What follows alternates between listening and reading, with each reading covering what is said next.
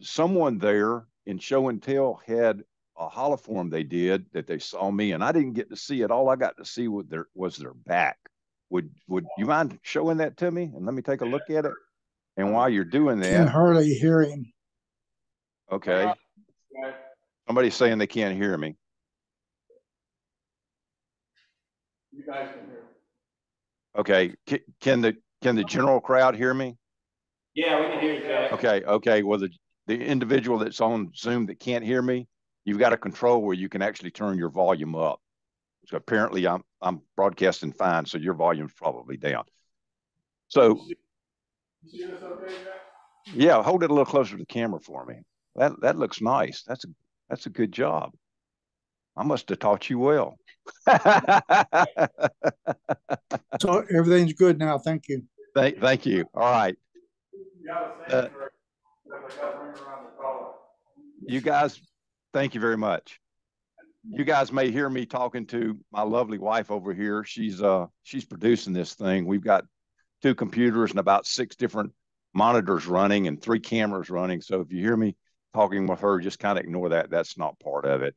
I want to start off with a little PowerPoint here and show you basically what we're going to do. If we can get that up and running. It'll take just a second. All right, here we go. So we're going to do a long neck holoform. I don't know how long the neck is. It depends on when we get working where we end up. But basically, and my clicker's not working. So go to the next one for me, please. Maybe I'm out of range. Something, you lost it. There, something in like this. There's several of them. We'll just toggle through them real quick. All right, let's see. There you go. That one's a little bit simpler to do on your first shot if you're going to try and make one of these with a lower neck. Here's another one. Some of my signature paint that I also do a demonstration on dyeing and painting. And that brings us to some turning steps. So this is the process we're going to go through. Now, I've already done some of this because I started off with a quarter log here, and I'll talk about that in a minute. But basically, you start off with the type of timber of your choice and the size that you want to start with. A good size to start with is probably 3 by 3, so that you end up with a diameter of 3 inches and about 12 inches long. Be a good start size if you want to do a long neck one. If you want to do one shorter, start with about 9 inches long. And you're going to turn it round, obviously, and you'll notice down at the bottom of your screen, I put a tenon on it already. Now, that's where we're going to start with a piece that I've got prepared here. There's your tenon that I've turned. The end you're seeing there on the tailstock end, let me back up one. This end right here, that's going to be the top of my vessel when I'm done. So I'm going to turn the tenon on the top first. And I'm going to put it in a chuck, which you can see, rechuck it, and turn a tenon on the bottom. Then we're going to part off the bottom part, depending on how long the piece is. You need to part off about 1.5 inches or so that you got enough working room. We just remove that. We don't need it anymore. We'll start to turn the outside. You'll notice it's on a chuck. It's also has the tailstock up in place on it. I'm going to find where that's marking where I'm actually going to drill to. You notice I'm beyond the widest part of my vessel because I know when it starts to taper back in, I'll have enough room there. So I'm going to run my drill bit into about that depth. I've marked it there. I've drilled it. And I'm going to start the hollowing process. We're going to be hollowing this from the bottom. I've changed this around a little bit since this video has been, this PowerPoint's been done. So I'll explain it as we go. You notice there I've made a mortise for the tenon that I'm going to put in the bottom. I'll explain that a little bit more in depth when we get there. That is the tenon that's going to go into the bottom. And you notice I put a small hole in the middle of it. Sometimes I forget to do that. It's important. It makes it a lot easier to finish up when you're done. You glue it together. You bring your tailstock back up. Excuse me, I didn't. I drilled it out. I started hollowing the top part of the flare on my holoform with the tailstock in place for stability. You notice I don't use a steady rest. So the tenons that I'm going to make, I'm going to go into depth on how I make them so that they'll hold and you don't get vibration as bad. There's a different view of it. I've started to shape the neck of it. That's the very, very point when I took the tailstock away from that, and I've turned that out. At this point, you need to sand it because you can't get back to that spot again later to sand it. And there, I've finished the neck up, started to put some color on it. There it is, finished. This is I'm gonna get into this when we get to the turning the bottom off. That's a little tool that I've made, and I'll show you how I make it and what it's useful for. There it is, turned around. It's on that particular, I'll call it a jam chuck for lack of a better word right now. And we're going to turn the bottom off of it. And that was it. So there's the finished piece on that. So that's that process. Let me put this away. So let me show you two here that I have. Could you go to the overhead for me, please? Here's a little one.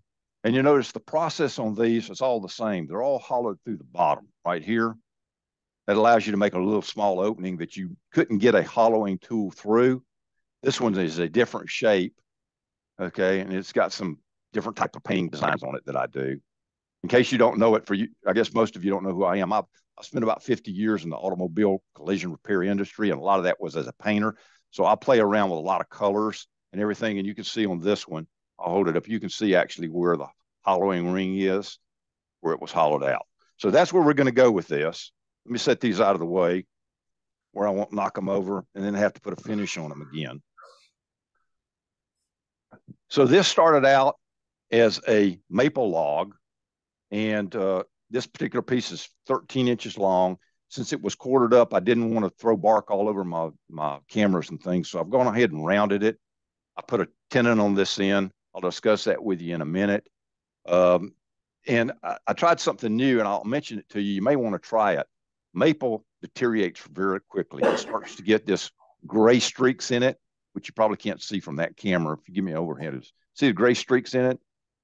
They're okay, but you don't want a lot of them because they mess up your dyeing. You'll also notice that there's a little knot right here. That dictated that I wanted this to be the bottom of my piece so that little branch didn't end up in the neck and mess with the structural part of the piece. So I went ahead and turned it. It's ready to go into the chuck and get turned. What I wanted to mention was when I get maple and it's a nice color, I take it and I turn it round like this. I end coat. That one's already been turned off. I end coat it and I put it in my wife's freezer, which she complains about because it takes up freezer space, and I freeze it. That stops all this gray from growing in it. It also helps dry it out because as the moisture in the piece freezes, okay, and crystallizes, it starts to sublime if you leave it in the freezer long enough. But it also helps rupture some of the capillaries in the wood cells, so that when you actually take the piece back out and it starts to and remember, it was a soaking wet piece when I started. So when you take it back out and you start to turn it, you have the free water that's in here that comes out. Normally, if you turn a wet piece of wood, the free water spins out and gets you wet. What you don't get out, that you put it aside like in a big bowl blank, is the bound water, the water that's actually contained within the cells themselves. This helps rupture some of those cells and helps release some more of that bound water. So this piece is actually the equivalent of probably being dried a couple of months. So I'm going to go ahead and put it up, chuck it up, and I have a process for doing that. And I'll tell you what it is as we go along.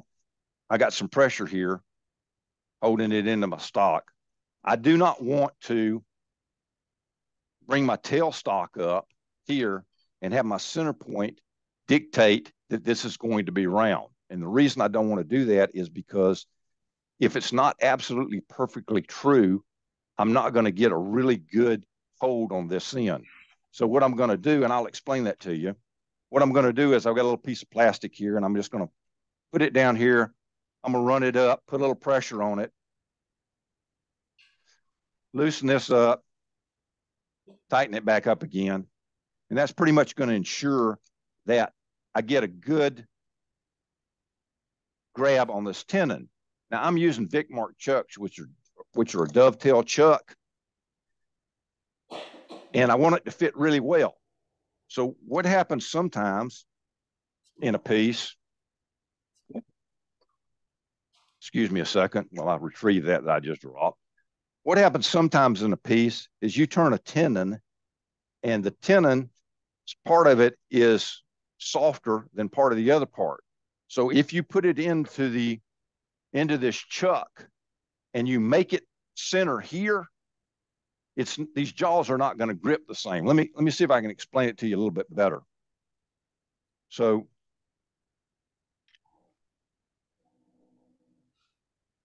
if I have a tenon, here's my piece, and I have a tenon like this, okay? And it's got, say, the pith was down here on the piece, so the grain is running like this through the piece of wood. When those 4 jaws come up, if I have a jaw that comes up right here, that's pretty strong because it's down here with this, it's getting contact with some good hard winter growth. These 2 over here, these 2 jaws that are going to come in are going to have the same end grain of this winter growth. This one up here, as it gets wider, you notice when wood dries, it tends to check. And the reason it checks is because this wood up here dries out first. So if that jaw pulls in and I force that piece to stay centered, I won't have the same pressure here that I have here.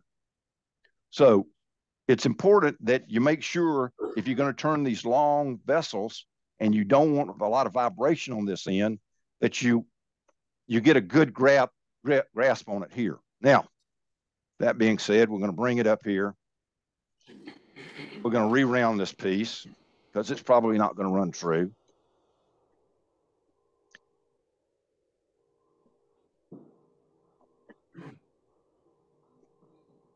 Did anybody have any questions about why I do it that way? You notice that it's not running true, but it's tight here. You can't see any gaps here, so it's good and strong in there. Let me grab a roughing gouge here real quick.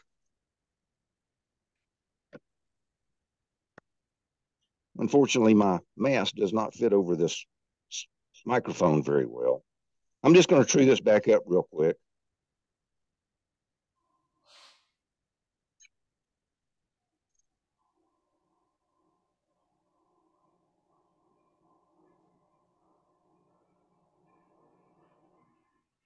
Go to a facial. Go to camera 3, please. 3. You're on 1. There you go. You notice here that I've anchored this tool here. You can hear it. I've come up here and I've found my bevel. I've raised the tool up till it starts to cut. I put the handle in my body and I've just moved my whole body right along here. So that way I get a nice even cut all the way down with no problems. Now, if you're turning and you go to do that and you're getting bounce on your tool, it's probably because you've got too much bevel pressure here. You need to raise your tool up and take more of a bite. Let the blade get in a little bit more. Now, that's where you get into the area of getting catches, so you need to be careful. But if your tool's bouncing as the piece is turning, see, that's nice and round. But if it's starting to bounce like that, you're trying to cut it and it's bouncing, all you're doing is aggravating that cut. You're not getting a good clean cut, and you're not getting the piece round because it's bouncing off that bevel, and it's not going to get round till you get off that bevel and force the cutting edge here to actually cut the piece. Okay, we've got it round. We're going to come down here. We're going to take care of this end. Let me do one other thing before we do that. I'm going to part this off down here at some point in the future. I don't need this now. Some point in the future, and I want to make sure that when I put the 2 pieces back together, that the grain matches up. Now, if you'll notice on this piece right here, you can see right there where it was cut apart, but you also see how well the spalting or the pre-spalting, the coloration matched back up in that piece. If you want the grain to match back up, and I can actually hide that later where you won't even be able to tell that I hollowed it from the bottom. If you want to do that, you need a register mark. So I've come right here. This is you can see this right here is my name on my chuck. I've come right here between my number 1 and my number 4 jaws, and I put a mark, and I've come right down here somewhere in line with that, and I'm going to put a mark there. That'll help me get the grain reoriented when I come back to it. All right.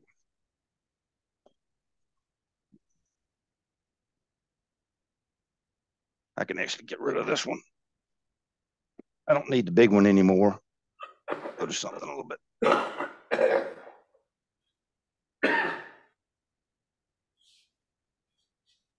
I'm going to face off this end and turn a tenon on it.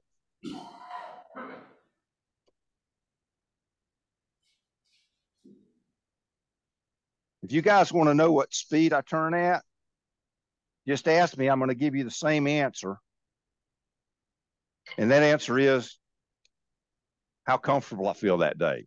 Some days I turn fast. Some days I turn slow. Some days I don't turn. All right, I've got this little tool here. I'll figure out where I'm at here.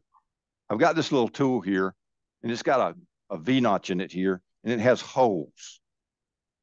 See those holes right there? Those holes, see if I can get it over the white piece of wood here. There you go. See the holes there? Those holes match different chucks. I'm actually using this second chuck right here. What happens now, if I want a good tenon, is I'm going to take this and I'm going to drop it right here on my tailstock end, on my live center.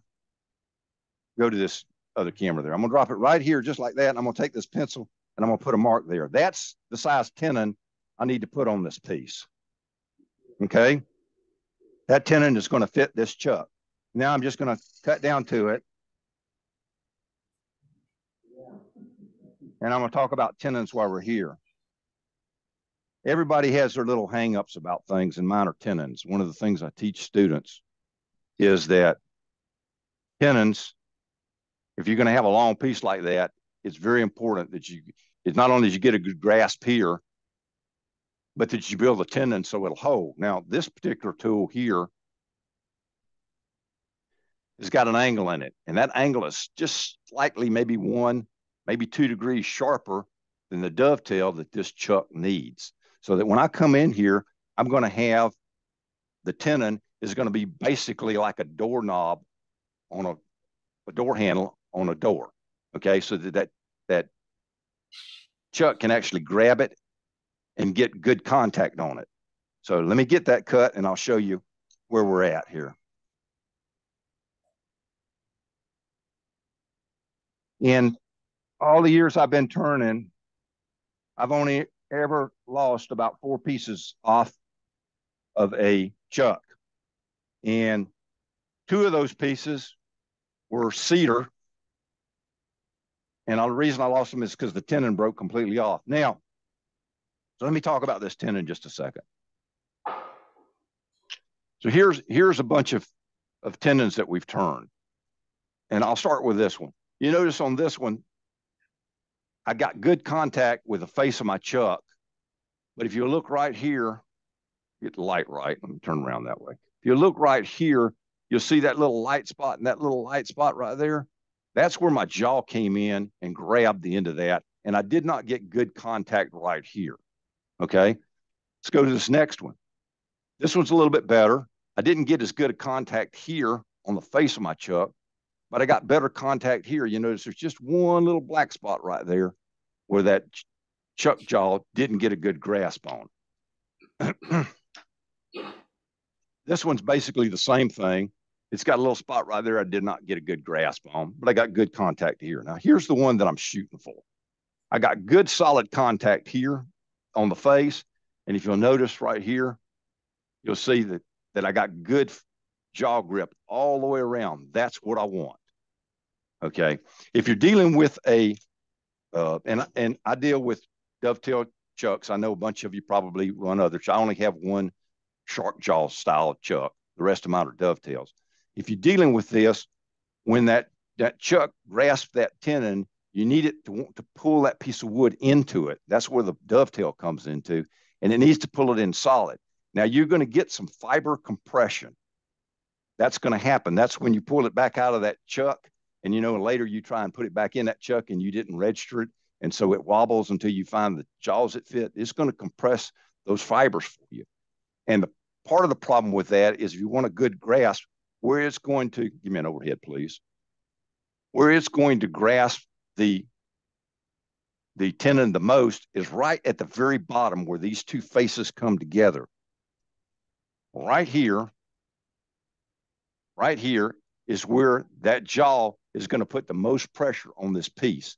And if it doesn't run through, it's because it's trying to crush those fibers more than the others, and that's stopping that piece from getting pulled into your chuck. So what I do is I take that little bit out, that one little piece out right there in the bottom with a detail gouge. I just turn it on, I run it right up in here just like that, and I just, that very little bottom piece right there, I just take it out. Now I've got a tendon that I know my chuck is going to grasp and hold well. Anybody have questions? Have I lost anybody yet?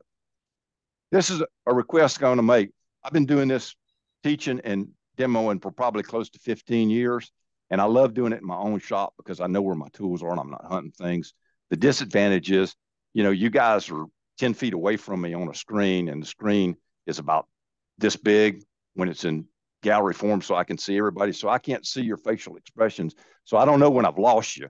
So if you get lost, please say something. I'll back up because everybody here learns things differently and at different speeds. And I want you to go away feeling like, you know, you grasp most of what I'm going to say here. All right, we're going to come in here. We're going to have a hollow arm. It's going to be down to about here. I need about 1.5 inches here at the bottom to play with. I can do it in less. I try and err on the side of safety when I'm doing demos for people, which means I also don't make walls as thin as I normally do. So I'm just going to take a thin parting tool here, and I'm going to part this most of the way off, but not completely. And I'll have a conversation. This is one of the times you want to wear your face shield again.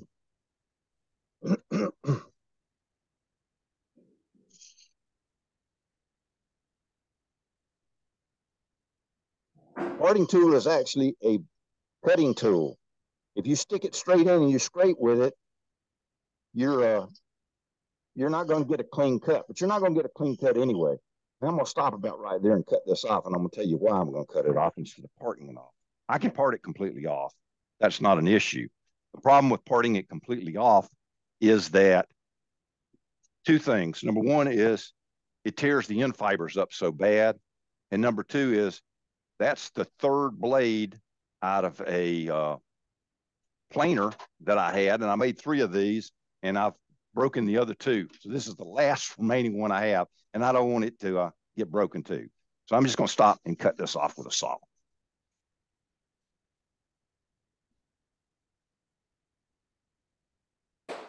Take my tailstock pressure off a little bit, and we're done.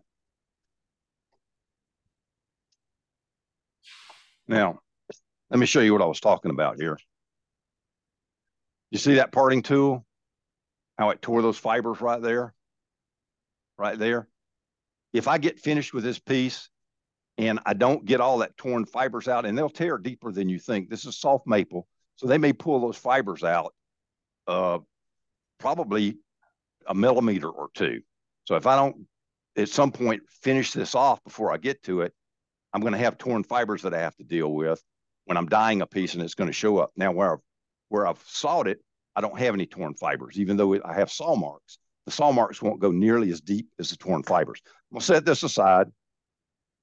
We'll deal with it later. Tailstock's back up, pressure's back on it. Now I'm going to start shaping the outside of my piece. Now this is actually one of the harder things you'll do. And the reason is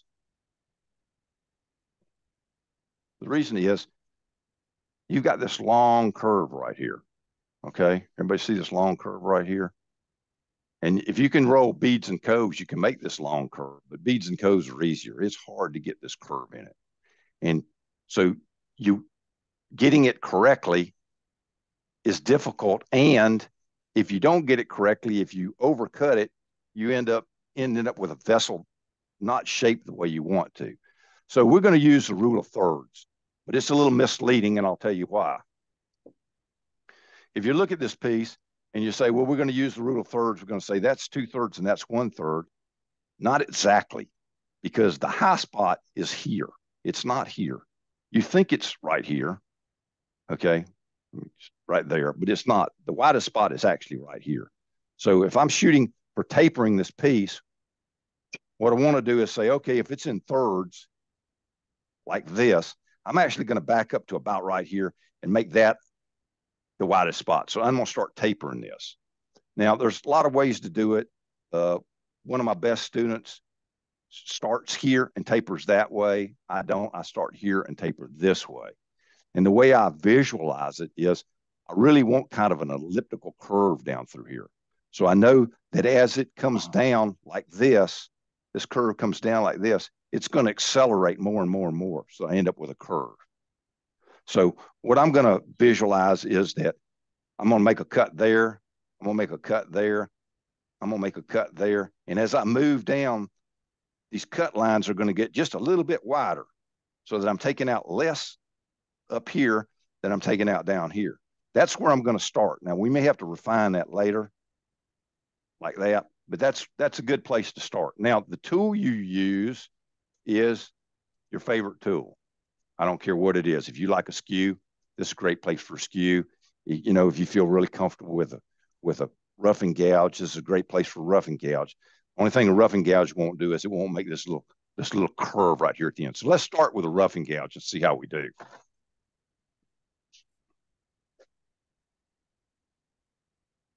We'll start with a rough and gouge. We're just going to start right here and take that end off. Okay. Watch. You see the tool is accelerating as I'm doing this. Go back to the front view, please. If you'll notice, I've got it in my hip here. You're going to see my backside swing, okay, as I'm making these cuts so that I get the cut more accelerating so I get that elliptical curve. Otherwise, I'm just going to get a straight line. Now, as I continue to make this curve, I have to be aware of I'm going to put a hole in the bottom, okay? The hole that I'm going to drill in the bottom is going to be a 1-inch hole. And then I'm going to have to cut out for a plug. So that's going to be 1/8 of an inch on each side. So that's going to be about a 1 1/4 inch hole here. So I'm going to go down this. I've got these calibers set at 1 1/2. So I'm going to look at this and say, yeah, 1 1/2 is about right there. I'm going to mark it with this pencil and I'm going to take a look and see if that's accurate. Yeah, that's pretty good. So I'm going to actually taper this to that point and then I'm going to stop. So you guys can ask questions if you want. Bear with me. We'll try another tool. You saw how that one worked. We'll go for a bowl gouge. We'll start with a bowl gouge. The same thing. We're going to start here. We're going to anchor the tool, find our bevel, start our cut, and accelerate on through the cut.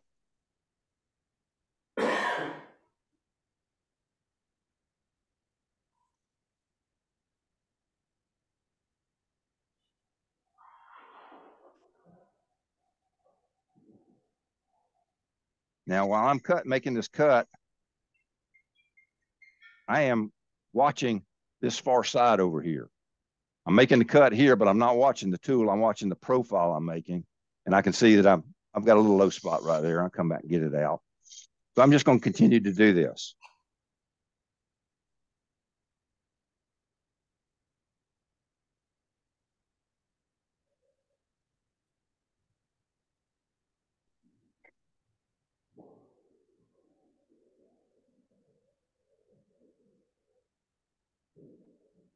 Yeah, I do on a shear cut here.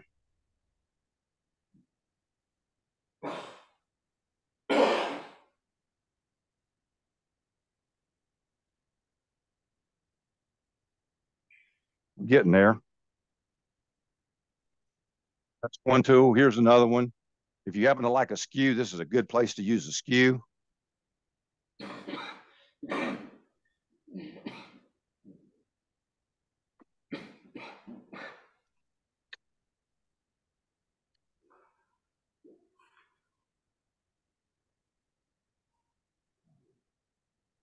skew to me is a little bit slow.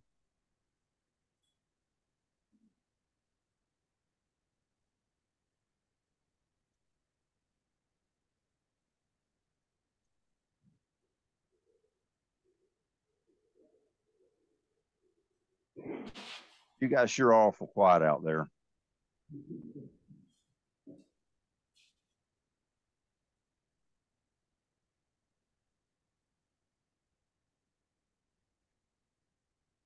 I'm just watching my profile as I'm forming it. Hey, Jack, Yes, sir. for the members that don't have, let me say, for the ones that use carbide, how's your experience with carbide doing this project? You know, I'm not a big carbide fan. As you see right there, I got some tear out, but I don't know. Let's give one a try. I've got some up here. We'll give them a try. I don't know if I have a square end carbide cutter. Here's a round cover cutter. Let's try it, see how it does. You guys told me you weren't in a hurry, so I'm not going to get in a hurry on this end.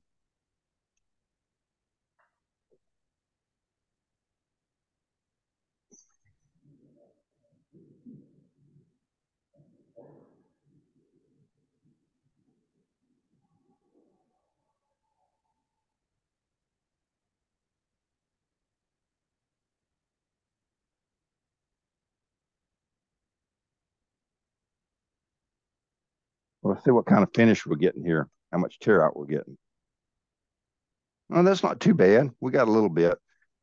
Now, let me show you the easiest tool to use.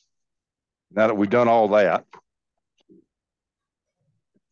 the easiest tool to use is some type of scraper, okay? Because the scraper is going to allow you to, and you're going to need to move in this direction, and it's going to get a little bit rougher cut than the other things, but you're not going to get you're going to get the profile, and we'll worry about the texture later. So we're going to start here like this, and we're just going to ease down through here like that.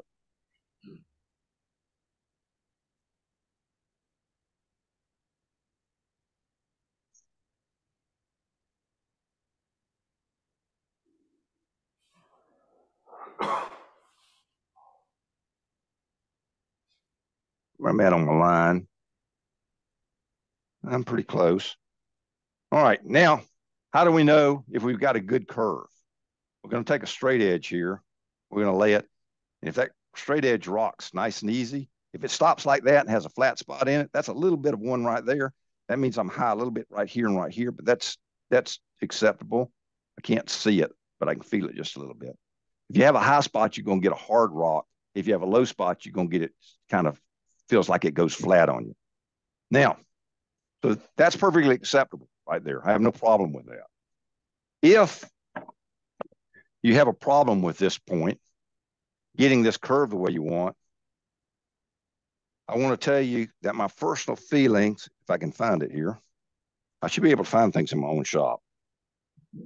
My personal feelings is sandpaper. There's nothing wrong with sandpaper. And we'll just run that. We got to sand it sooner or later anyway. Put a block. This block here is a 3M block. You don't have to buy one. You can get any kind of hard foam because that's all that is a hard piece of foam. Put a piece of sandpaper on it and do this. This will get you the high spots and the low spots out by just laying it there and doing this.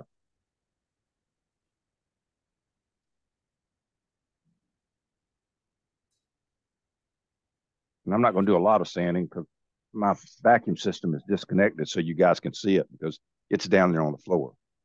But I can tell by the sand pattern that I've got what I want right there. I'm going to check my end here, see if I'm where I might want to be. I'm pretty close right on the money. So that part's done for now. What I need now for a visual to help me out is to kind of get an idea of what the top's going to do here. We know that this is going to be our high point right there where that pencil mark is still there. So I didn't get into it. We're going to start our taper there at the high point and taper down, but our neck's not actually going to start till we get a little bit further than that. So, oops, We do want the lathe to turn the correct way. How many of you guys have ever flipped your lathe around and then put a tool in there and say, "Dad, come, that sucker's dull"? I know you've done it because I've done it. I've even done it in demos. And you sit there really complex, confused, trying to figure it out. Okay, so I'm going to come right in here, and I'm just going to start profiling this top. I've got a bowl gouge here because this kind of got the angle I want on it. I want to leave plenty of meat up here because that's going to help me not have vibration later. But I want to get this down enough where I have a visual on it.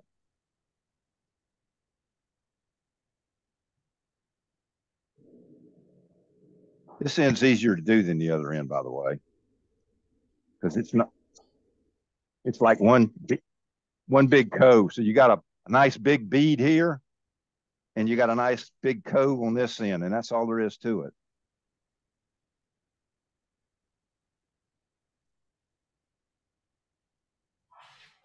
All right, that's far enough for that.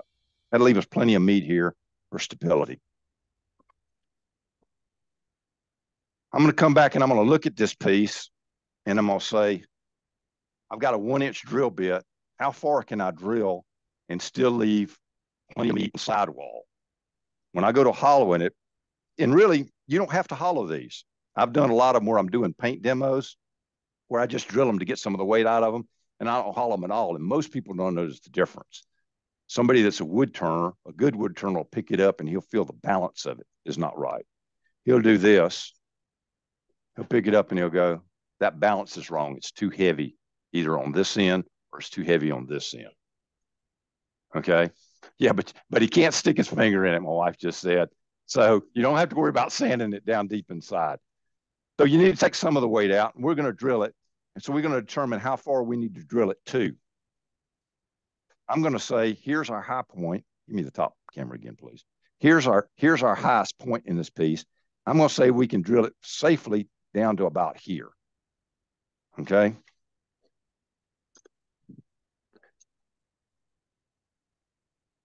I'm taking my live center out of my piece.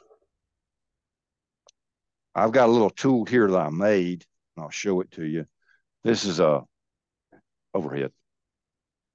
This is just a number 2 Morse taper that I put a starter bit in. Shit right there. That I put a starter bit in. I can never figure these cameras out like that. I'm going to stick it in here real quick and just make sure that I get my hole started straight. Because if your hole doesn't start straight, you can't expect to get a good drill out of it. All right. So I got that started.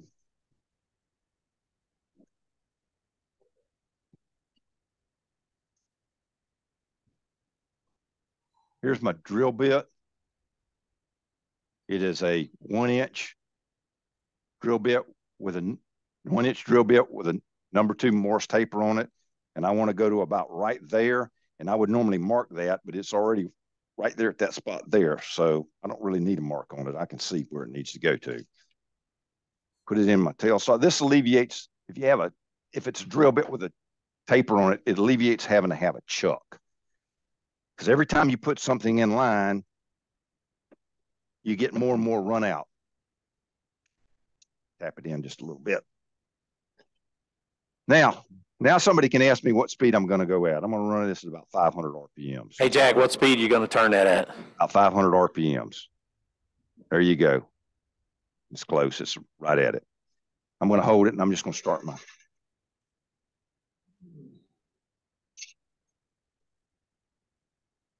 As long as I'm getting feed, as long as it's feeding shavings out, I'm going to continue to go. When it stops, I'm going to back it out, clean it out. At some point in time, I'm going to get deep enough that it's going to start to make some noise.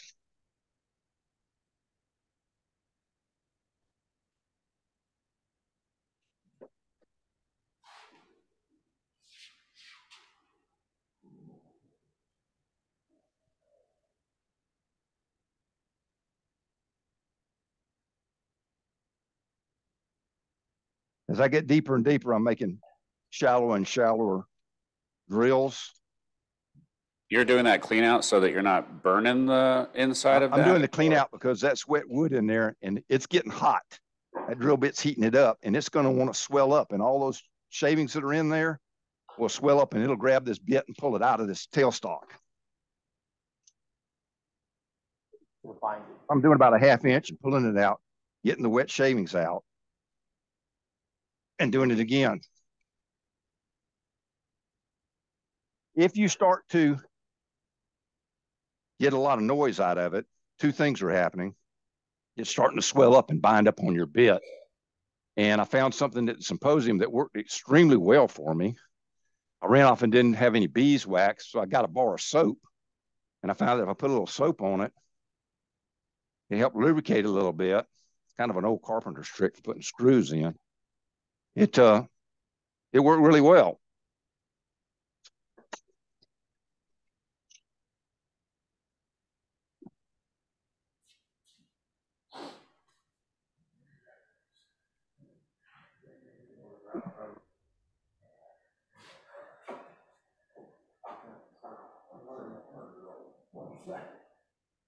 This would be a good time to tell a joke, but I only got one. I'm saving it for later while we watch super glue dry.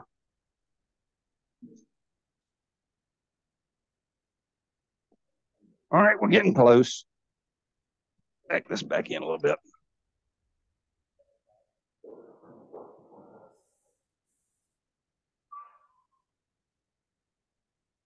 Two or three more shots and we're going to be done here.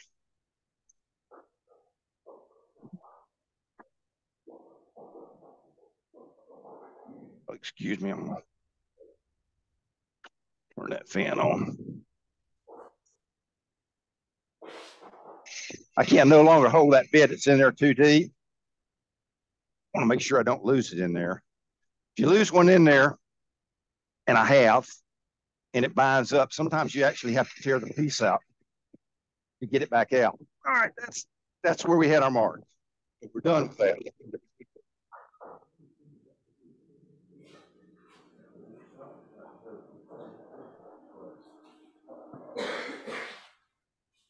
Tell you a little secret about bits right here. As that resin in that piece gets hot, it starts to stick to that. If you put that bit away, that resin gets cold, you're going to have a hard time getting it cleaned off there. Now's the time to actually wipe it off before you put it away. And I take my bits, because this bit is about, on Amazon, it's about $30 or so. I take my bits when they're still warm and I wrap them in wax paper like this. Wrap them back in a piece of wax paper. Kind of lubricates them, keeps them from rusting, and put them away. All right. So that's that. All right. Give me a tailstock. Can you flip over and show them what I'm fixing to do back in PowerPoint, please? Because they can see that better than they can see it here.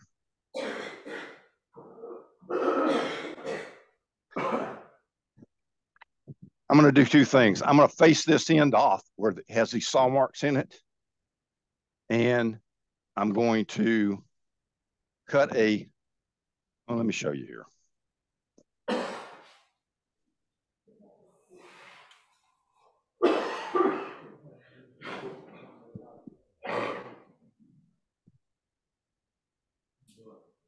So here's our piece.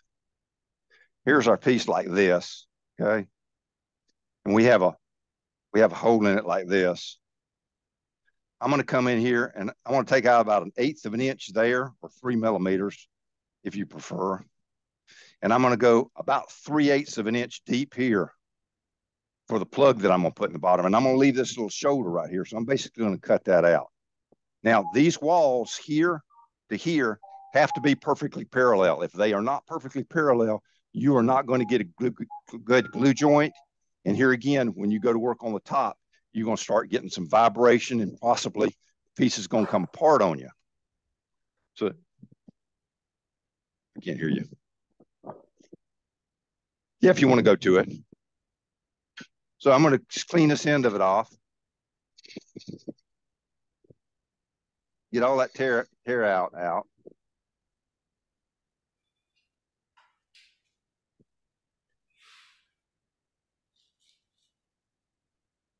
I'm going to get that same tool I used earlier.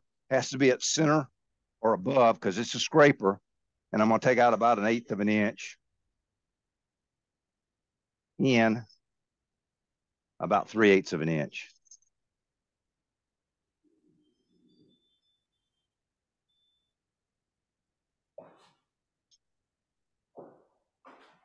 Pretty much all the time, if you're trying to taper, cutting something on the inside, the bottom is going to be narrower than when you went through the opening. And the reason for that is the sidewalls start to push the tool away from.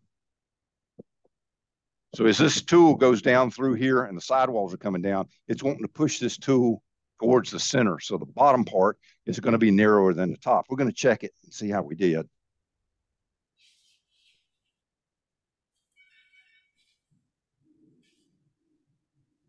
And it is.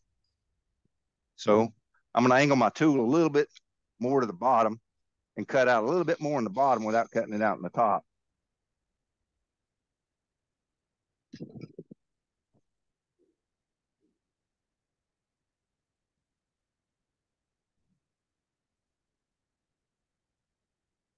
Not quite. Close. Now, I've done this 2 ways. I've saved this to last because I like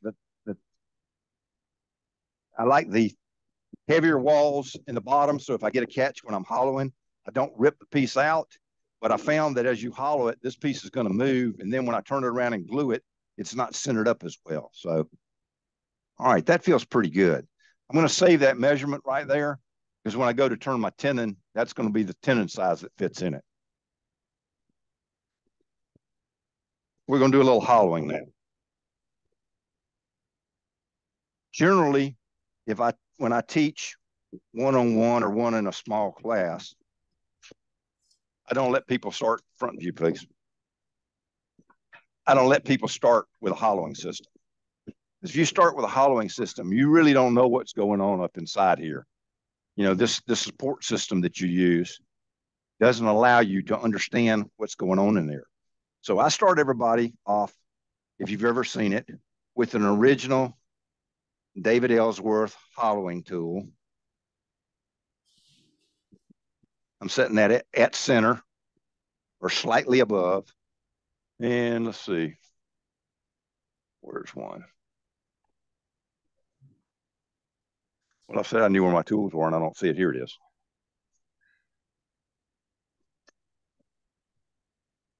I start people off in overhead with this tool here, which is a David Ellsworth. You can see it right there, hollowing system. That way it twists and it jumps, and I won't say it's difficult to control, but it requires your attention to control it. But it also teaches you understand what's going on inside the vessel more. Now, I'm gonna hollow on this just a little bit, which is time consuming and boring. I'll show you how it's done. I've got the straight one here. This is a Trent Bosch hollowing system. And the reason I like it is because it sets up so fast, like I just set it up. You just come in here. I want to go past my bottom out, and I'm just going to start taking some. And I can see the outside. I know pretty much. I'm not going to go through the sidewall here because I'm pretty much going straight down through there.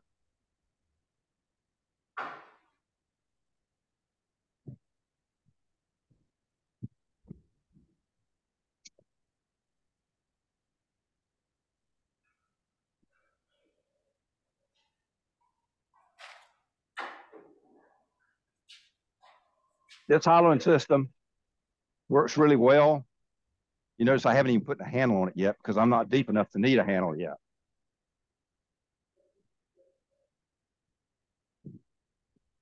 If you don't happen to have compressed air, which I know a lot of people don't,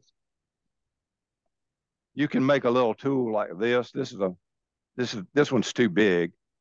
You can make a small tool like this, which is a coat hanger. with a little circle on the end of the piece of tape, and you just stick it up in there and get one the correct size. You stick it up in there and you just pull the shavings out. Here's one the correct size. You just reach up in there like that and drag all that stuff out. It takes a little bit longer, but you also don't have to have an air compressor.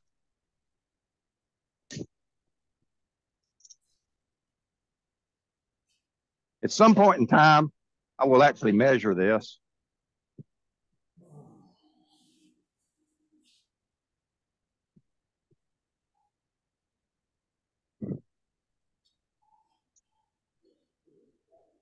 Kind of like watching paint dry, isn't it?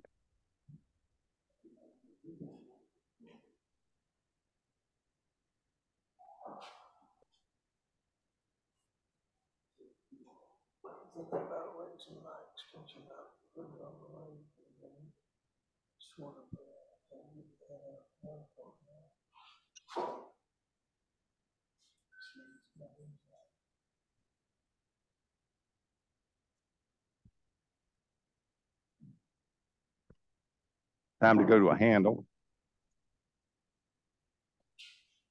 It's also a good time to make some quick measurements and see where we're at. Right there is my thinnest spot, and it's over a 1/4 inch there, so I got plenty of room.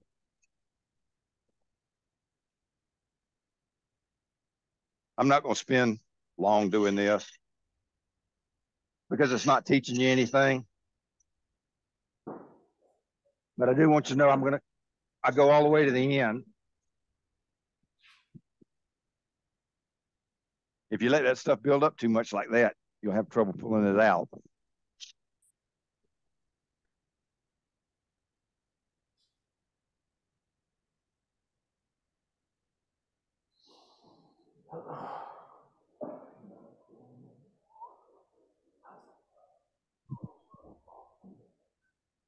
Two more passes and I'm gonna call it done.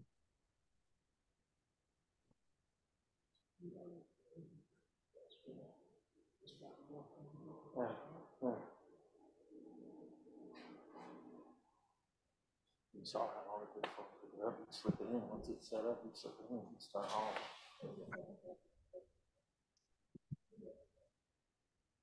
One more.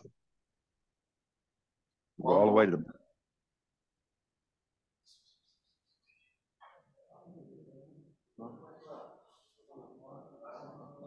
If you'll notice, I've laying my arm completely along front.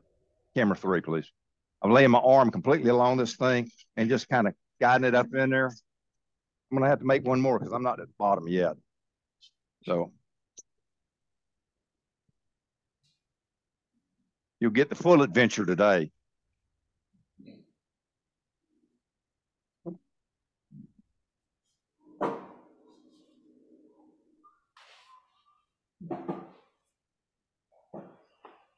Jack, you said you are teaching classes.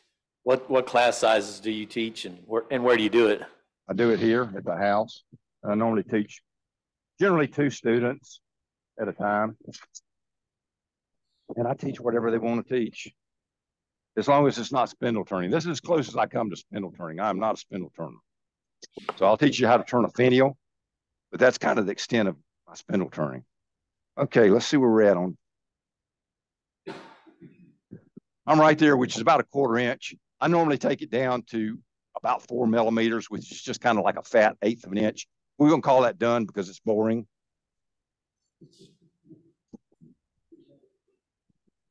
We'll take this apart.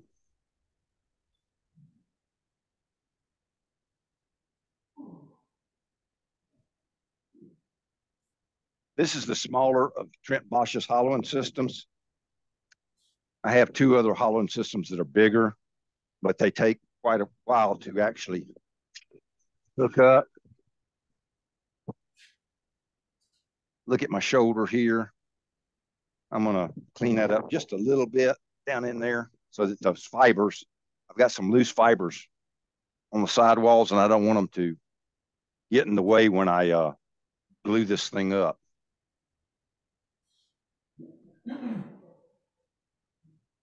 Set my tool down somewhere. All right. I said earlier I don't have to hunt tools in my own shop, and I lied because now I don't see the one I want. Well, I'll use this. Oh, the reason I didn't see it because it fell down inside here. Okay.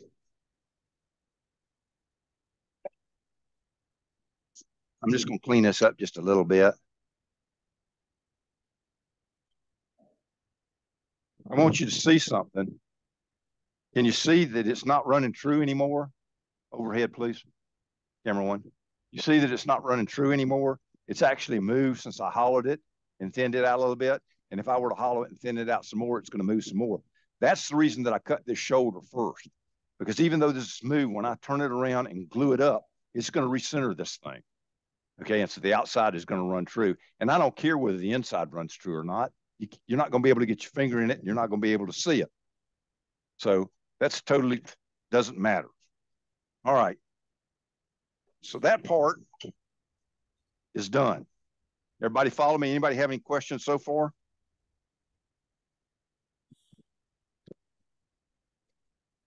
You know, I always think when people don't ask questions, one or two things are going on. Either I'm doing a really, really, really good job, or I'm doing such a bad job and nobody has any idea what the hell I'm doing.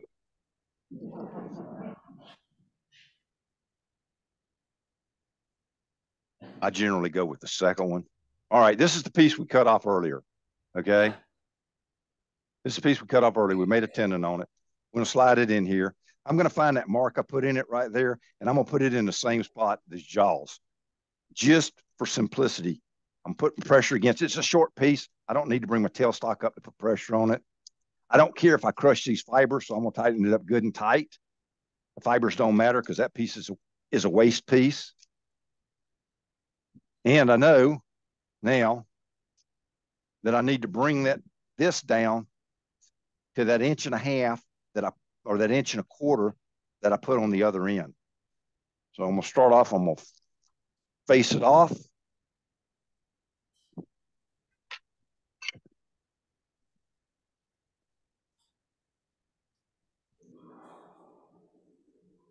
Face it off right there. I'm going to want about 1.25 inches, but I've got it on these, on here. Remember, we saved this earlier. So I've got it here.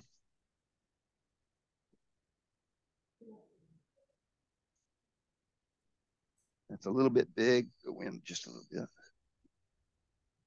That's going to be close. Okay.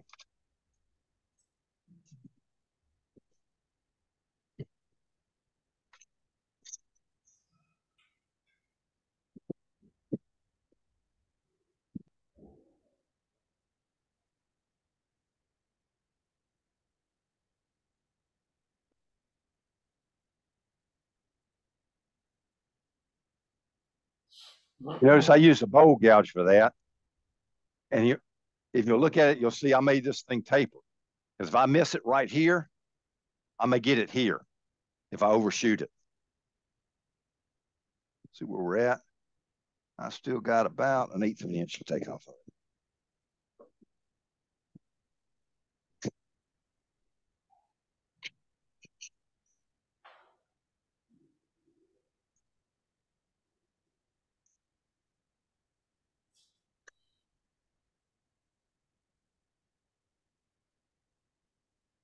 I don't ever depend on measuring things. I always fit them. I start with a measurement because it gets me close.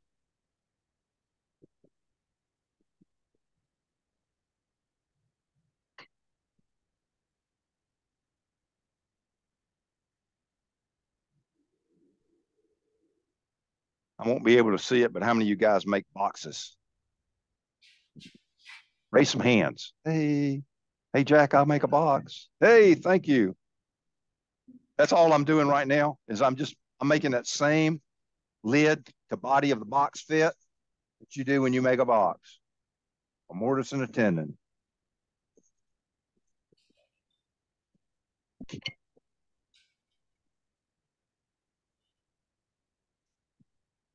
Just kind of slipping up on it.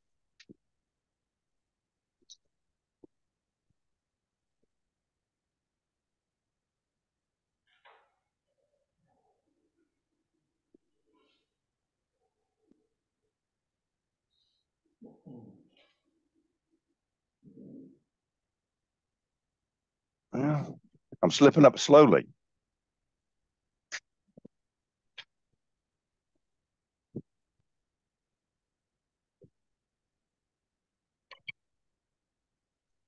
Don't want to get in a hurry because guess what? You can't put wood back on. There it is right there. Just barely went on there. So if I mark that, square it off.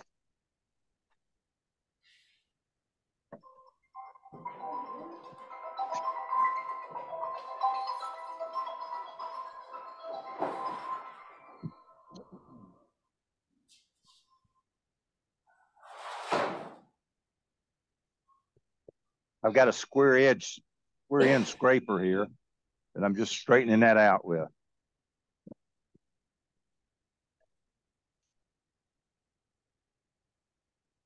Because I want it to go all the way in there and seat.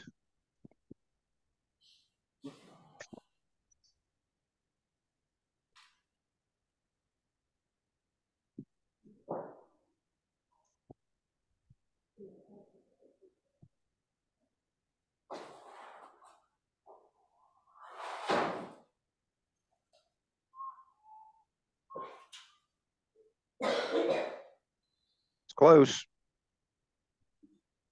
Let it roll off here.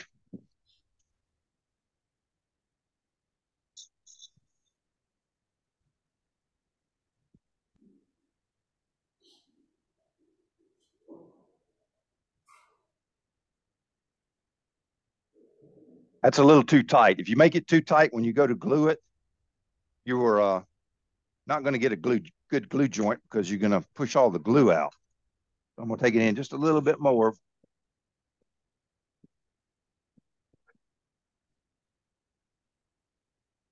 Yeah, just one more cut. All right, that's still a little tight. Now what I'm going to do is I'm going to put a little notch here in this piece. Let's see. Can you zoom in just a little bit so they can see this? All right. I'm going to take this and I'm going to put just a little bitty notch right here in the end.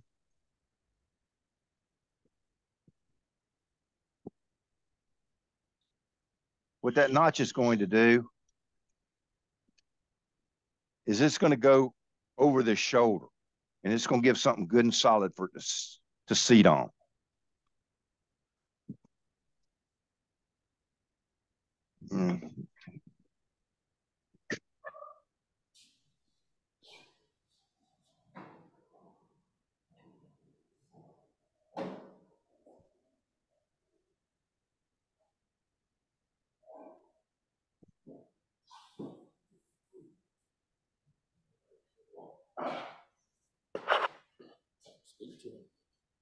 Hello? Hello? Did this work? Hey, Jack? Yes. I'm sorry, what does the notch do? I'll show you in just a second, okay? Oh, okay. There we go. All right. You see the inside right here? You see where I cut that lip right there? Hear it? Yes. Right there? I went down, I drilled my hole, and I came back and I cut it.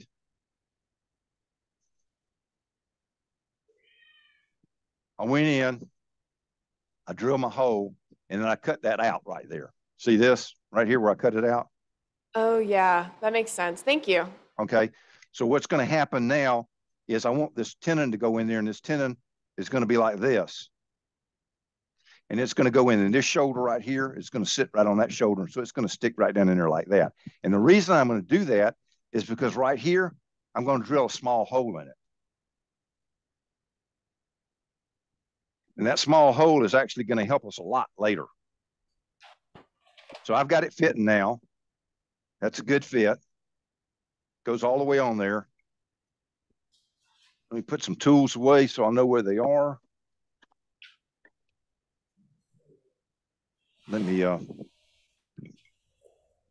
get a drill bit up here real quick. Yes. Hey, Jack, one more question about that fit there. So the little piece you put on the bottom, you had to, well, the bottom, before you put that step on there, it was perfectly size of the hole. But then you cut it back whatever depth your step So was it'll on go the in inside. deeper. Yeah. On the inside, so it has to match that same thickness. No, it doesn't. It just No? needs to be small enough where it goes in there and Okay. passes. It does not have to match it at all. All I Okay. want to do is I want to drill this hole, and I found out from the past that if you're not careful right here, later you tear it up, you tear a hole out of the bottom of it when you go to. If I didn't put that shoulder there and I drilled it in right there, then if I concave the bottom of it, I might end up with not very much meat right where this drill bit was. And what's going to happen then is when you go to part the bottom of it off, you actually get a tear out hole. So because the end grain is going to pull out when you get to the very, very bottom, and remind me when I go to part this thing off, when you get to the very bottom of this, that last little cut part something off, there's a lot of pressure on that little piece of fibers that's left there. And so what'll happen is instead of your cutting tool cutting them, it'll tear it out. And then you've got a hole in the bottom of your piece. So, and I'm really good sometimes. I used to be really good at putting holes in the bottom of pieces. I've gotten better. Hey, Jack, for the members that don't have a hollowing system and don't want to leave it solid, what are the options for them? To get it? Just got a carbide tool in there. Hollow it with a carbide tool of some type. So I have some friends that hollow with a spindle gouge, but I don't want to get that far up in there with a spindle gouge. Any type of tool, and let me just look and see what I've got here. I showed you one. You could use a hook tool, but if you don't have a hollowing system, you probably don't have a hook tool either. So that may not be a good option. You can, if you make them long and flowing and skinny, you don't need to hollow them. And I've done some that way, where they didn't need to be hollowed because there just wasn't that much meat in them, and they ended up fairly light anyway. I would suggest if you don't have a hollowing system, don't worry about it. Just make one of them and decide that when it's made that, excuse me, I'm hunting for my mark while I'm talking. Decide when it's made that, you're not going to hollow it and it ends up weighing whatever it weighs. When wood dries, it's not actually going to be that heavy. So you should be in good shape. All right, we're going to put this thing together. My mark, I think, moved a little bit. I'm hunting for my mark here. Here's my mark here. There's my mark there. Slide them together, take a look at them. See if you can see it right here, that's where my grain's going to match. So the two marks I put, registration marks, got me close. Now I'm going to look at my grain for a color and everything. And I'm going to turn it until I get it matched the best I can all the way around. And I think that's going to be right there. I'm going to take my pencil. I'm going to mark that.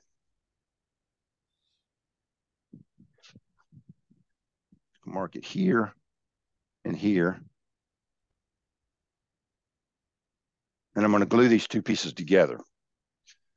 I'm just going to use some super glue. This off. Let me get caught up here just a second. Tools I need. Stand.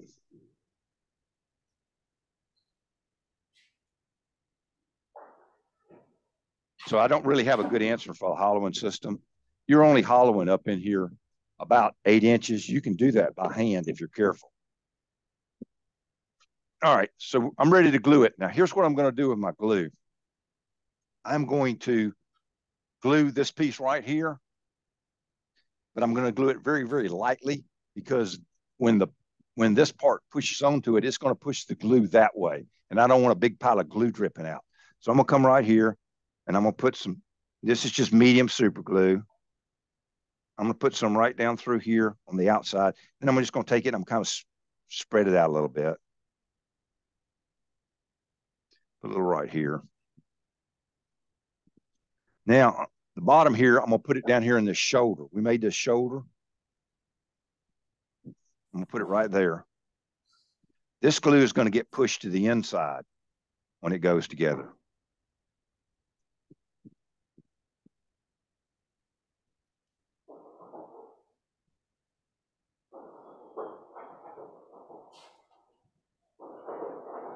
So I'm not going to get a lot of glue squeeze out, I hope. All right, there's my mark here. Here's my mark here. Put the two together. Yeah. I'll bring my tailstock up. I'm going to put enough pressure on there to make sure that this thing seats. Then I'm going to back this pressure off just a little bit because I don't want to compress this glue joint down here so that later when I relieve the pressure off of it, the piece moves on me. I want it to stay right there. And that's running extremely true right there. So we're going to hit that with a little accelerator, but not much because I'm in a small area. And we're going to talk for a minute while it dries.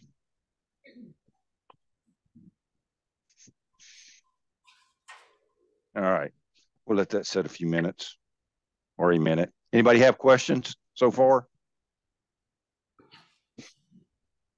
Am I doing a great job or am I doing a terrible job and you guys are not following me? You got to pick one. Okay. So while we're sitting here waiting, I'm going to tell some of you probably don't know who Ron Browning is. Ron Browning is the founder of the Florida Woodturning Symposium. He's also founded 2 clubs. And so I'm going to steal Ron's joke. Ron came up a couple of months ago and looked at one of my pieces and didn't know how I did it. And so he was in town spending some time with me. So I came out here and I didn't actually turn the piece, but I showed it to him. So he went home, got all excited and told a whole bunch of them, he told me he was going to steal my idea. He went and he taught a couple of other clubs and I said, fine, Ron, you can have it. It really doesn't mean that much to me, but he told a joke. So I told him I'm going to steal his joke. So there's this small community and it probably only has a couple of dozen families living in it. And they got a little small church and it's called the Cottonwood Church. And just to fill it out, I'm going to call it the Cottonwood Baptist Church. Now, I don't know what denomination it was. We're going to call it the Cottonwood Baptist Church because I'm Baptist or was at one time. And so I kind of align with that. So the big thing about the Cottonwood Baptist Church is everybody goes there on Sunday. And the big event is Sunday afternoon. They ought to go to someone's home for lunch. So lunch was coming up to be Mrs. Smith's job. And Mrs. Smith, she was all excited about having all the families around her, all the parishioners come to her home for lunch. And she really wanted to do something outstanding. So she decided she was going to put on this big lunch feed. She was going to have some fried chicken and some mashed potatoes and some fresh pole beans and some field peas. And she hired a little girl, Billy Sue, from the family over to come help her. She was going to help serve it and clean it up and all this other stuff. And she decided she really wanted to go just one step further. She wanted to have some mushrooms in her gravy for her mashed potatoes. But they didn't have any mushrooms in the store around where she lived. So she went and she asked her husband about it. And he said, well, there's some mushrooms growing down by the creek. He says, and I think they're okay to eat because I see deer and squirrels and all kinds of animals eating them all the time, and they seem to be doing fine. So she was a little apprehensive about it, but she decided she'd give it a try. So she goes down to the creek, she picks up a bunch of these mushrooms, she brings them back to the house, and she cooks up a big old pile of gravy. And she says, yeah, I better test these. So she goes out in the yard, and she's got this old yard dog, Rufus. She decides she's going to feed Rufus some of this mushroom gravy. So she gives Rufus a big old pile of it and he eats it. Rufus thought he was in heaven, man. He just ate that stuff all up. It was great. So she watched him for a while and he ran through the yard and chased some chickens around, ran a squirrel up the tree. After a little while, he went out and lay down in the sun out in the middle of the yard and seemed to do fine. She decided that mushroom gravy is going to be okay. So come Sunday, all the parishioners came over and she put on this big feed. Everybody told Miss Smith, boy, that's just great. She just saw her social standing in the community going up and up and up. Everybody ate all this stuff, and it was just going wonderful. And they were getting kind of towards dessert time, and Billy Sue comes running in and says, Miss Smith, Rufus is laying in the middle of the front yard, and he's dead. And she goes, dead? Yes, ma'am, he's laying there. He's just stone dead. And she goes, oh, my goodness, what have I done? So she starts to panic. She calls 911. She calls the poison center. The local fire department shows up. She had to tell the whole community what she had done. So she told them all. So, the fire department gave them this stuff to help them empty their stomachs. And they all out in the yard, every place, getting rid of lunch. And she's just thinking, this is terrible. She says, I don't know. She said, am I going to have to move? My sister lives 2 or 3 counties over. I could go live with my sister. She said, I'll never be able to show my face in public again. Well, after a couple of hours, it all kind of calmed down. Everybody seemed to do okay. They all went home. And she's just sitting there totally depressed. And she looks around and says, Billy Sue, we might as well clean up this mess. And she says, yes, ma'am. Billy Sue starts picking up all these dishes and getting them all piled up. And she says, you know, Miss Smith, she says, I just don't understand people. Said all them people in that truck that hit old Rufus, they didn't say they're sorry. They didn't even slow down. All right, that didn't get quite the response I wanted. Okay. All right. Jack. You can blame that one on Ron Browning while we make the super glue dry. I never trust super glue to be dry, and I've slung some on me before. So my rule of super glue is I put a little tape on it. Jack, you're using green wood? Yeah, this is pretty green. Can you do it with dry wood as well, or is there a difference? Yeah, absolutely. Yeah, you can do it with dry wood. So if you do it with dry wood, you don't have to use super glue. You can use some kind of tight bond, but tight bond does not work on wet wood. I know for a fact. I've tried it. It comes apart. So I'm going to start shaping this a little bit up here. My next decision is going to be, I'm going to tighten my tailstock back up. We'll see how true we're running. That's running pretty true. I'm happy with that. We're going to start to shape this a little bit, and we're going to put a hole in it. So here again, get the tool of your choice. Doesn't matter what it is. My first big decision is, how big am I going to make the flare at the top? And I'm going to use a 2/3 rule, and I'm going to narrow that down a little bit.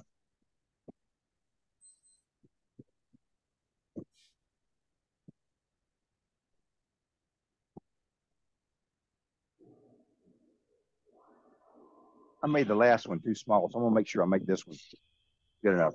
I'm just going to shape this down a little bit. Then we're going to put a hole in it.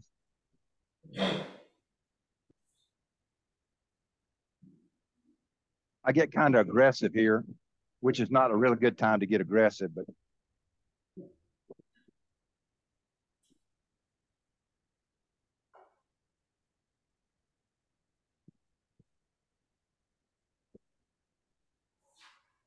all right, I left myself plenty of meat.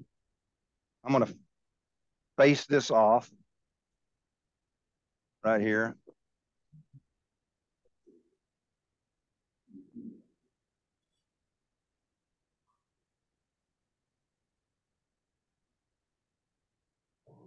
I'm going to drill a hole in it. Now, we're going to be drilling a hole about till we hit the opening here, and it's going to be a smaller bit than we've been using. It's going to be a 3/8 bit. And so small bits tend to want to wander off. So we're going to try and get it started nice and square before we get started. I'm going to face this off just a little bit more so that my bit is square when it comes in.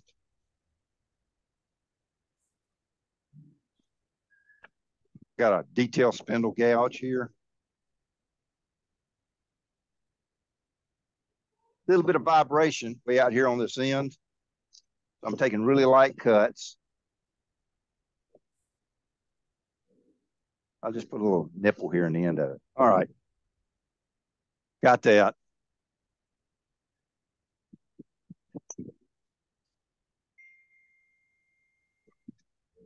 Now I've got some gun drills and all this other stuff, but you don't really need them. You can use a regular drill bit and a chuck, but I find that they tend to wander. I've got this longer drill bit here. I'm going to go all the way through my tailstock with it because that's going to help me keep it centered. I'm going to put this again at about 500 RPMs. Good drill speed. It's not wanting to run in the center. Hold on just a second.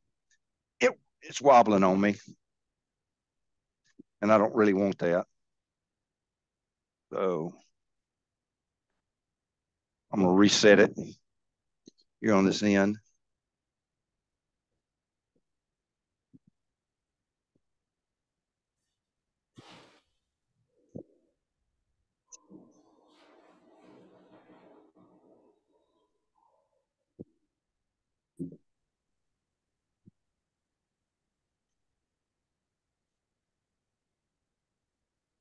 Got my speed a little bit slower.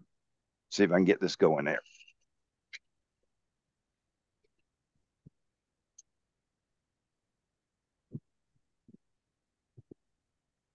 Almost done.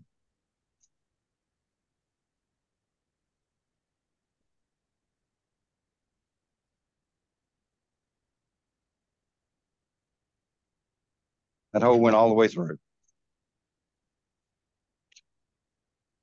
I'm going to come up here and I'm going to put my tailstock back in to alleviate some of that vibration. I don't know if you can tell it right there, but some of the water is starting to spin out of this piece. You see it getting darker here as we hollered it a little bit. All right, this is a little bit tricky. And take your time. I want to show you this tool here that I'm going to use. Give me the overhead, please. This is a detail gouge, but can you see the heel on it right here? Let me get some light here for you. See the heel on that tool right there? We roll it to that side, make it better. See how it's rounded off right here? If it's hollow ground, like your tool comes off your sharpening system, that's not going to work here. You're going to get catch after catch and be frustrated, because when you start doing something flat with a hollow ground tool, your bevel position is way back here on the heel. Okay, you can't do that in tight things. That's the difference in a good detail gouge, is it moves your bevel point up. So this one's got the heel rolled off of it, and it's going to allow me to get down in here and actually make a straight cut down in here. And I need to wear that away a little bit again.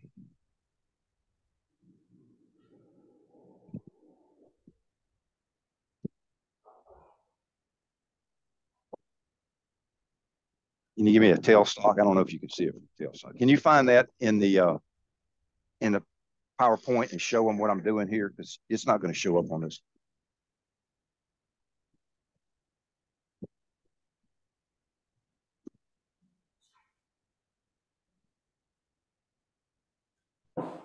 Yeah, if you can find it, yes.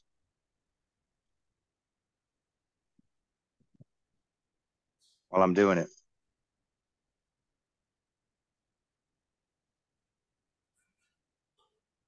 That's what I'm doing right there, folks, that you can't see. And the angle that I'm doing it at is pretty much going to be dictated with how close I can get this tool to this live center. Now, this live center is necessary because if you don't have a live center, you've got to go to a steady rest. And I don't really want to use a steady rest because it's just something else I have to carry with me when I go somewhere. And it just came loose. So now I'm faced with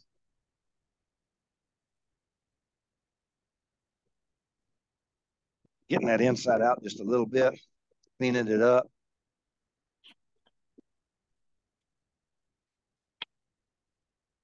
If I can keep my heel, my bevel support really, really hard on here, I'm not going to get as much vibration.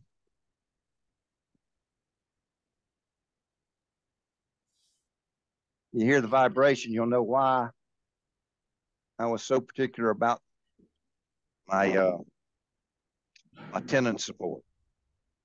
All right, that looks pretty good. You can see it there. Got some light on it. You see that I've got it pretty good. All right, I'll back it up.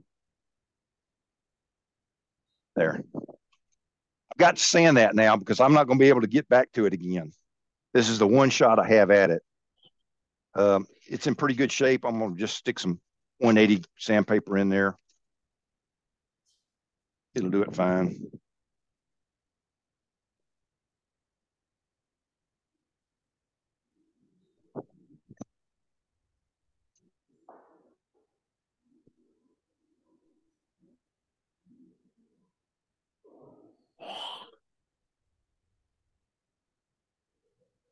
This is nice and smooth. My spindle gouge did a good job on that. I'll hit it. I'm sorry. No, I'm good.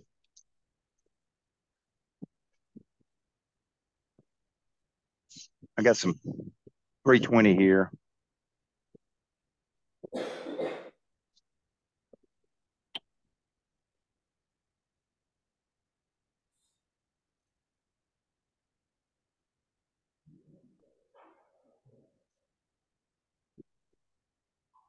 All right, that part's done. Only thing we got left to do is the neck and take the bottom off.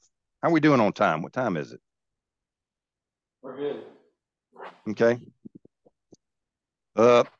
If I run my tailstock up into that piece, it's a good chance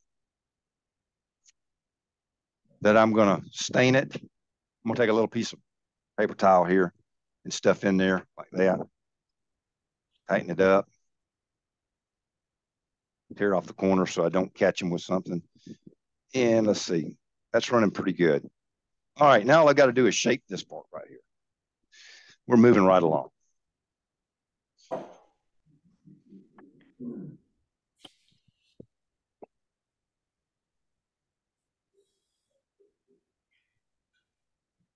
Now I'm kind of doing this blind. I don't know what angle I came off at. So I'm going to make it a little bit fatter and then I'm going to look at it. I know that I have a 3/8 hole in here.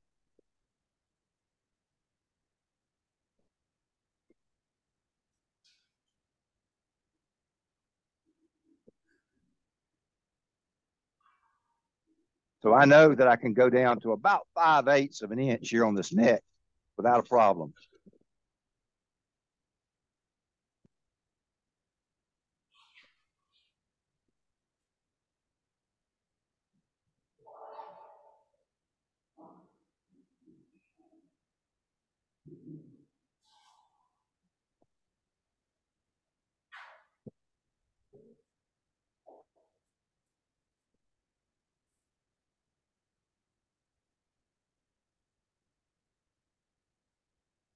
Stop and see what I look like here on this wall thickness.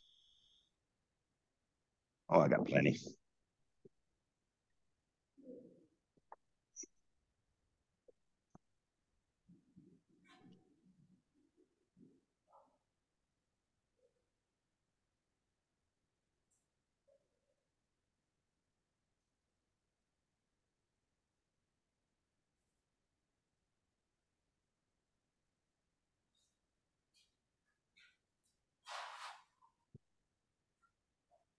I don't want my lowest spot here to be right in the middle. I want to keep observing that third rule. So I want my low spot to actually be about here. So I'm just going to keep working at that. As I get thinner, I'm going to have to take a little bit lighter cuts. And the neck is actually starting to move a little bit up here. I told you earlier, it's kind of, this wood was pretty green.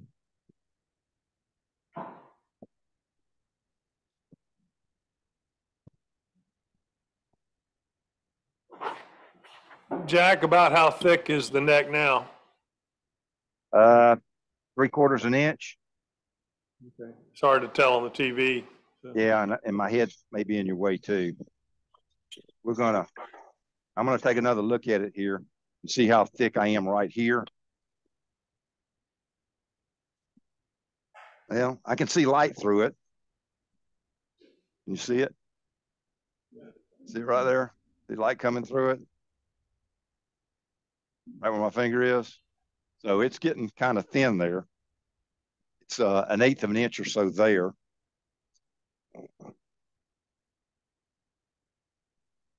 So I'm kind of done with that lip part.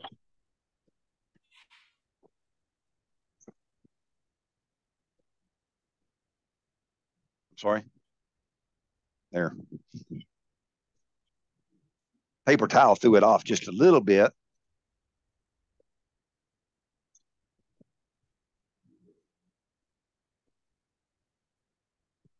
I don't know, how brave do you guys want to be? You want to shoot for minimum? Sure.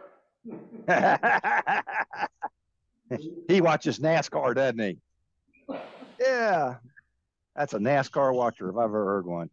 Yeah, you can make that thing go faster. Yeah, y'all can't hear it, but I live about 5 miles from Gator Nationals, and I could hear them running yesterday because the wind was blowing. That wind's blowing a different way today, and I'm not hearing them as much.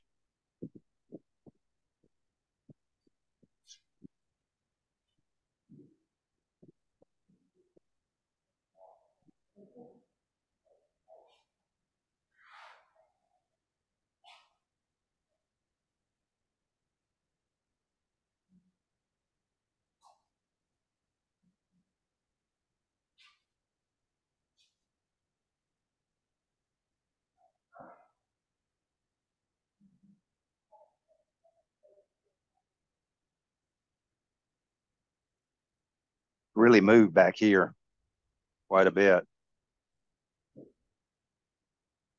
I'm looking for something nice and slender with a lot of nice, pretty curve to it. A little fat right here. I'll take that out in just a minute. What do you guys think about that form there? I like it. All right, well, let me sand it just a little bit. Let's see. Here's another one of those pieces of Sam from 3M. This one's kind of a teardrop shape.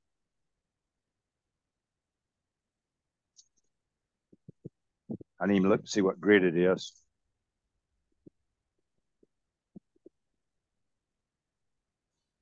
I think it's 80 because it's coming off there pretty quick. Oh, it is. Okay. We'll tone that down here in just a second. I didn't really need to use 80, but that's what I grabbed up.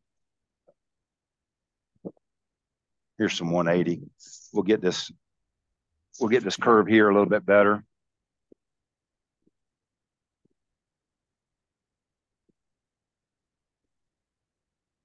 Roll that out right there. Had a little high spot in it. I'm doing this because this piece is moved, and if I come back with a type of gouge or something, it's going to leave me lumps in it.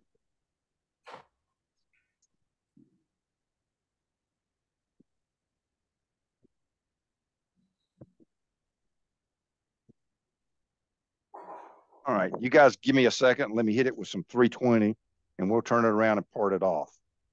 Okay.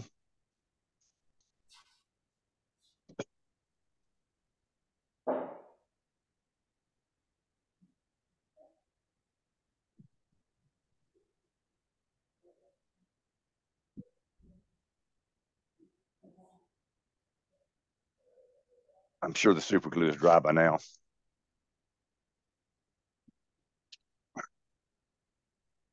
I hope it is. Hadn't come apart, so it must be.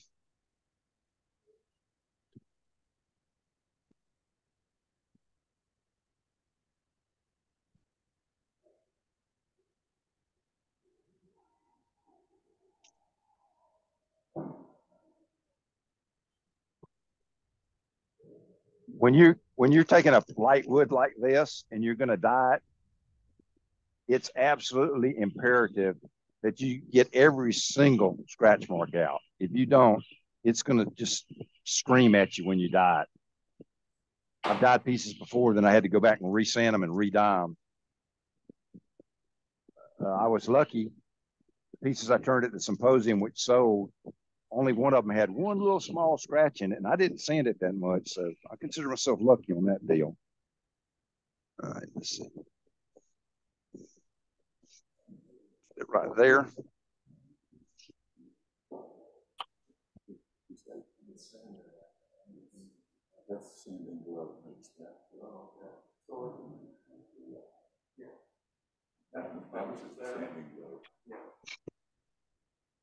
I apologize for all the things that take time that don't teach you anything, like sanding. Hey, question for you. I'm still fairly new to this, and so the contraption that you're using to doing the sanding, I guess, is better than if you were just to run your hand over that with a regular grit sandpaper? Yeah, the problem with running your hand over it, let me address that because it's important. The problem with running your hand over it is it's going to put scratches this way. The wood grain runs this way. So that's exactly opposite of what you want. This actually turns and it puts kind of like 45-degree angle scratches in it. But we're going to alleviate that here in just a second. I just want to get the major scratches out. Make sure I still got some tool marks right there. You guys can't see them, but I don't want to leave them in there. Because at some point in time, we're going to dye. Actually, if I get this piece sanded, we can dye this piece. I had another piece back here to dye, but I don't see a problem. Let me grab a fresh piece of sand. I don't see a problem with dyeing this piece if we get it sanded up pretty good. And what grit do you normally sand up to when you're doing these? Usually about 320. It depends on it. A lot of it depends actually on the wood. You know, if I've got some really hard, dense wood and it's still showing sand scratches at 320, my next jump is to 600. So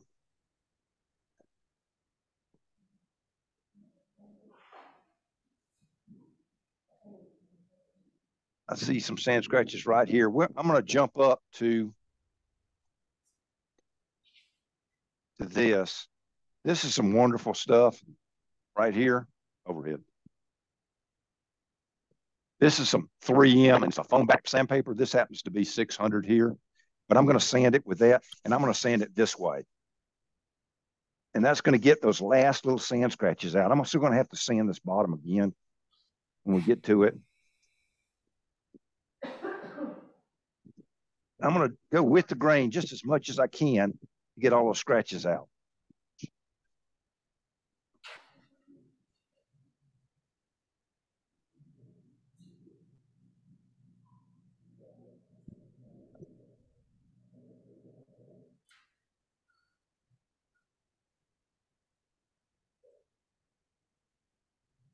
All right, let me look at it real quick. I got a sand scratch right there. If you get this light at an angle, you can see these scratches better. This one's really deep. I'm glad I saw it because it would have kind of ruined the whole piece by the time it was done. So you guys can ask me things while I'm dealing with this problem here.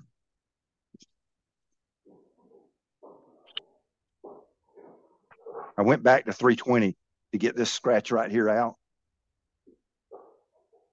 Because if I don't get it out, it's really going to show up. Because what will happen is when the sandpaper goes across the grain, perpendicular to the way the grain's running, it opens that fiber up and that dye soaks into it, and it really, really stands out.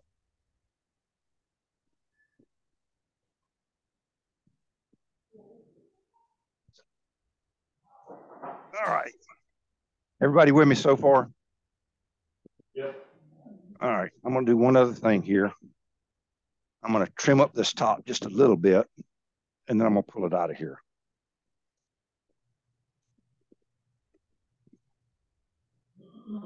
Get in here to get to it.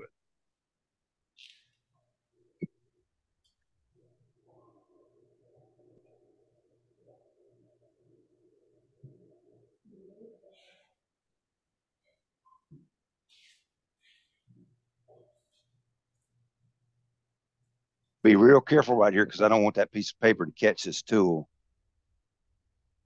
Yeah. Yeah, you can dye wet wood. This dye I'm using is a spirit dye, which means it's pigment mixed with alcohol, and alcohol and water are compatible. I teach a whole class in coloring wood and stuff, and so that is part of it that I teach. But yes, you can dye wet wood. So you have to be careful that you don't dye it so fast that you get runs in it. Okay, well, there's our piece except for the bottom coming off. And we're fixing to address that right now. I'm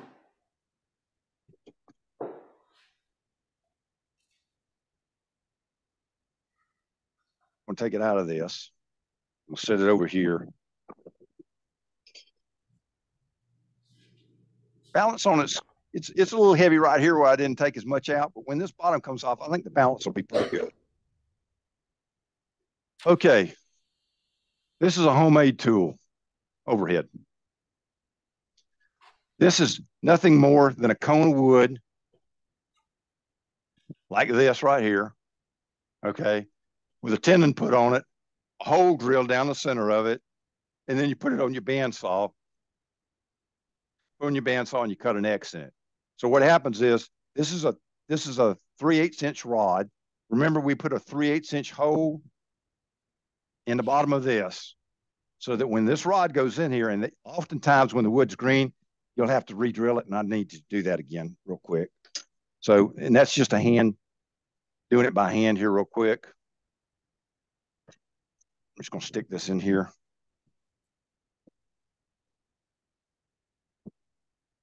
I should have done it before I took it out of the chuck.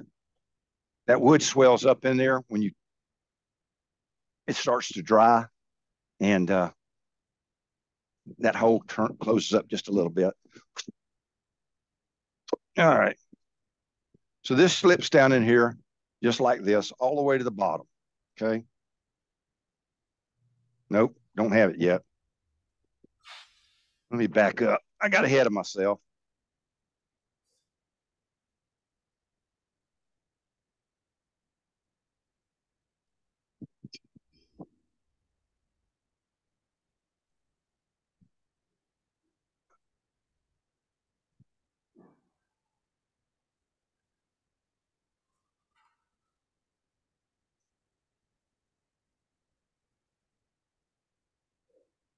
I'm just opening this back up. I should have done it before, but I didn't. So we're going to do it now.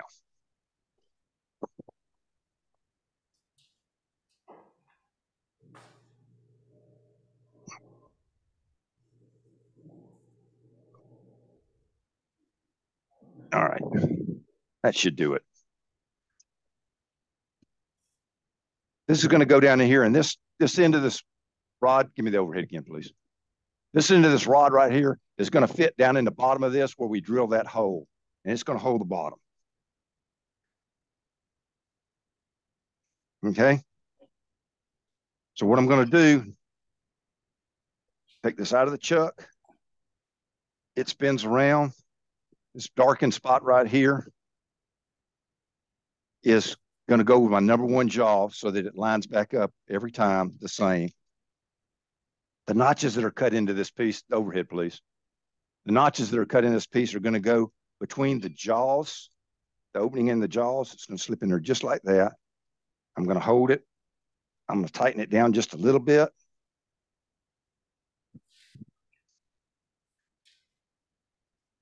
I'm going to make sure that my rod's out enough that it goes into the bottom. Just like that. I'm going to push the whole thing in. I'll bring my tailstock up. Now, this should all run true. And it does. So I'm going to tighten it up just a little bit, tighten it up here.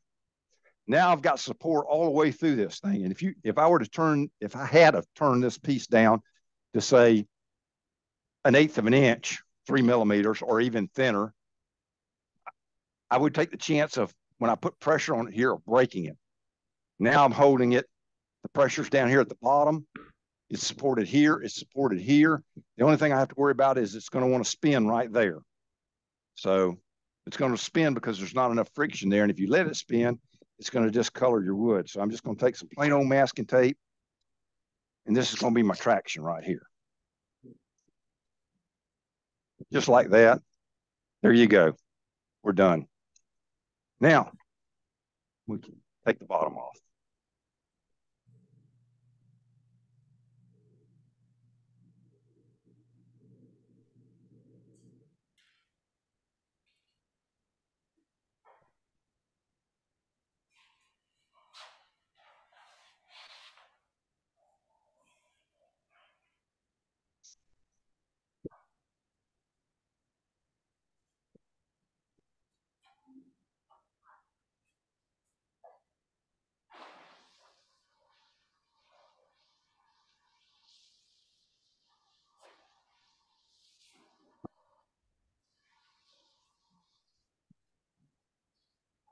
Anybody want to ask me why I'm not using a parting tool here and just parting it off?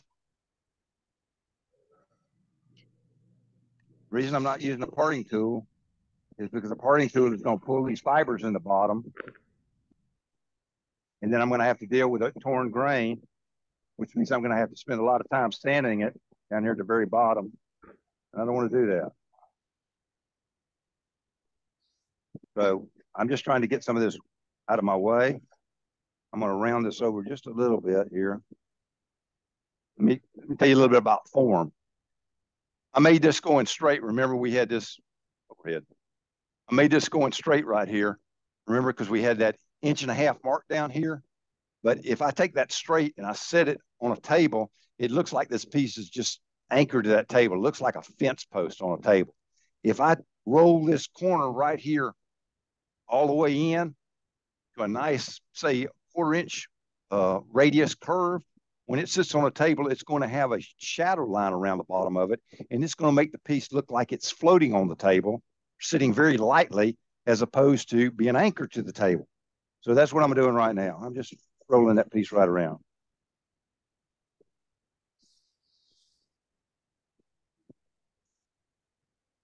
All right. I'll get that a little bit more in a minute. Jack, why couldn't you have done that when it was in the chuck on that end? I didn't hear you. Why couldn't you not have parted it off when it was in the other orientation? Somebody hand him a microphone, please. I can hear him, but I can't understand him. Oh, why couldn't you just do what you're doing now when it was on the in the chuck? Well, the reason you can't is because this chuck will eat this tool up. And I know this. How? Because there's probably corners missing in this chuck. You don't have enough room because when you're up here like this on this end, see, I'm only dealing with that much space. This was the chuck was right here. So the chuck would have been out to here. So I would have been in here like this at this angle. It doesn't give me enough room to work with. And I've tried it, and I've tried it with a decal gouge. And what happens is you can't control the decal gouge, and you end up cutting it in places you don't want to cut it. That piece that I showed you earlier behind me, I got a nasty spiral cut all the way down it because I was being lazy that day and didn't want to do this. This is just a much safer way to do it. Okay. And if I put this much work in a piece, I really don't want to be save 3 minutes and blow the piece up. That's just, not my thing. Now I've gone back to this detail gouge because it's going to let me get a nice, good, clean cut across this bottom. Concave this bottom just a little bit.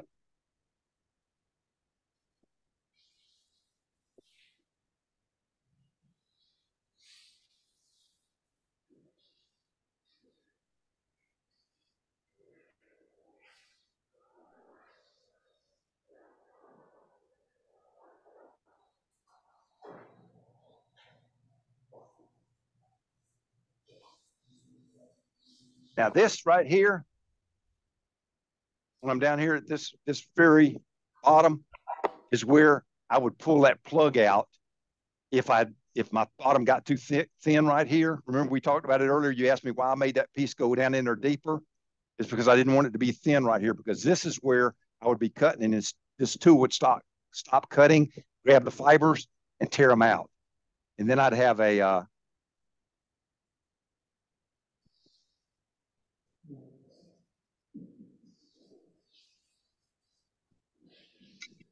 hole in the bottom. I'm going to sand that real quick right there.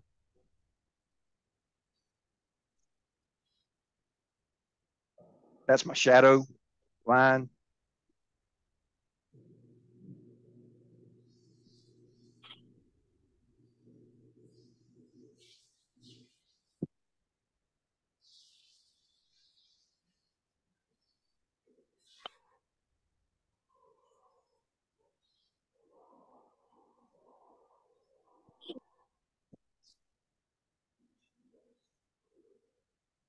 All right, we'll go ahead and proceed to get it off there. I'm going to slow my lathe down a little bit so that if something happens here, it happens slower. I don't know if that's an advantage or not. I'm holding good, solid bevel pressure on this tool as I come in from the side, taking really small bites. You're going to see this piece start to wobble here. That's because the bar didn't center up really well.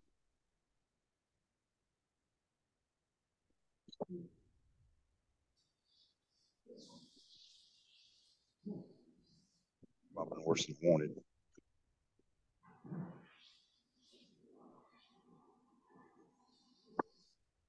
See, it didn't get centered up as well as I wanted it to, and I might get to correct that here real quick before I come completely apart with it. I'd rather cut it off than have it tear out on me. So what I'm going to do is loosen it up here and turn it just a little bit and see if it'll run truer or worse, less true. And I got less. Okay.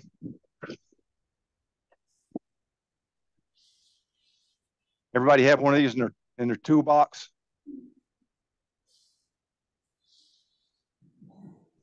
That's not going to work either. Time to break out a little salt.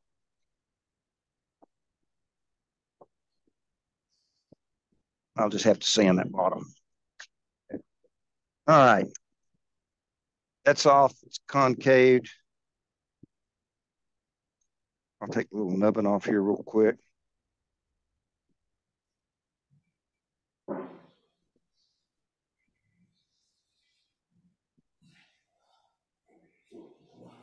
Jack, so the bottom on that is about 1.5 inches, the foot?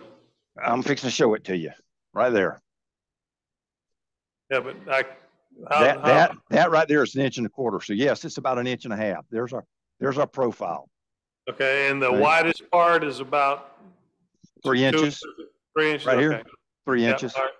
Okay, So it could have gone smaller. I could have come more from the outside. I could have got more bevel on it. That's normally that bottom of it's a little tighter in. I didn't take as much off the outside as I could have.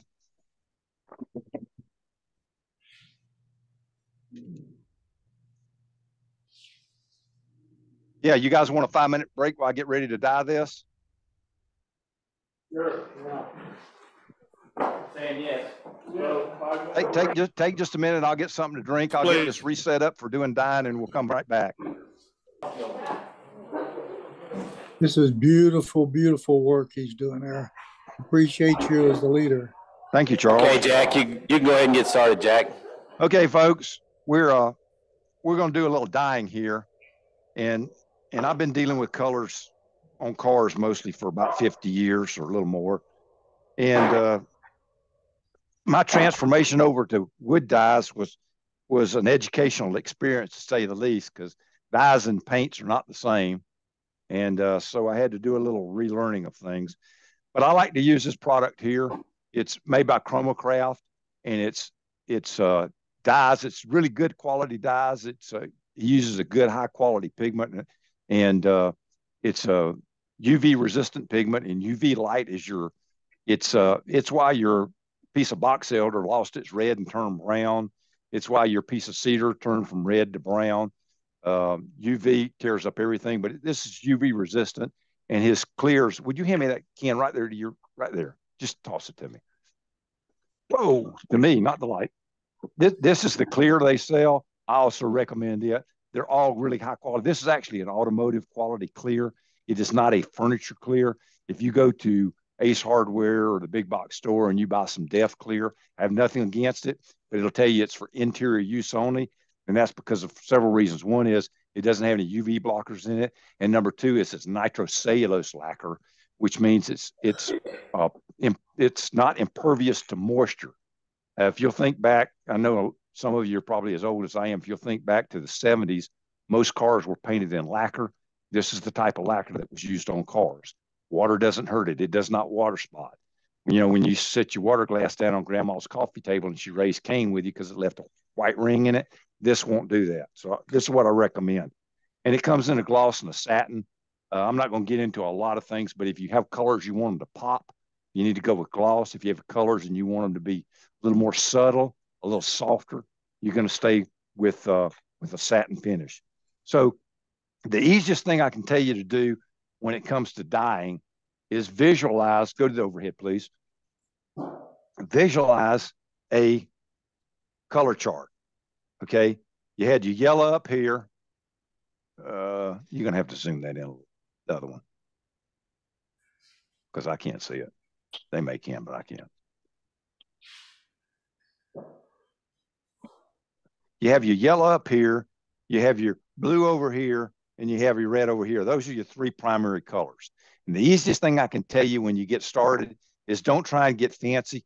Imagine this color chart, split it down the middle. Yellow goes to green, goes to a, oh yeah, I did it backwards. I'm sorry. Yellow goes to green here, okay? Then it goes to a darker green as it approaches, and it goes to a blue here. Then it's going to turn to kind of a violet down here. And over here, if you were to go this way, you're going to turn into an orange, and then you're going to turn into an orange or red, and you're going to go into red, and then you're going to go into a, you're probably going to have a more of a burgundy color here and more of a violet color here. The easiest thing to do when you start coloring, okay, don't worry about it, is to just divide this chart, start here and go that way, okay? Or start here and go that way. Now, if you have a dark piece of wood, you're going to want to go towards this red side, and it's called desaturation. I'm not going to explain it all. Just trust me. Don't try and dye a brown piece of wood blue. It's not going to work for you. On this particular piece, it's white. We could go either way. I'm going to choose to go this way because the colors are more vibrant. So the first thing I'm going to do is I'm going to start off with some yellow. And I own 5 or 6 different types of airbrushes. This stuff is so easy to use, and I don't have to clean it. Any of you guys use an airbrush, you know, they are a pain to clean, and I don't want to deal with it. So I've blown everything off up here, kind of free. I'm going to start with some yellow. I'm going to dye it. Just spray it on here. Go to the overhead, please. I'm just going to spray some dye on here. And you can put it on as thick as you want, as long as you don't get it to sag. And it will sag when it starts to get saturated. You'll see it start to bleed through here. We're going to come on down here about halfway through this piece. Let me get up here where you can see it.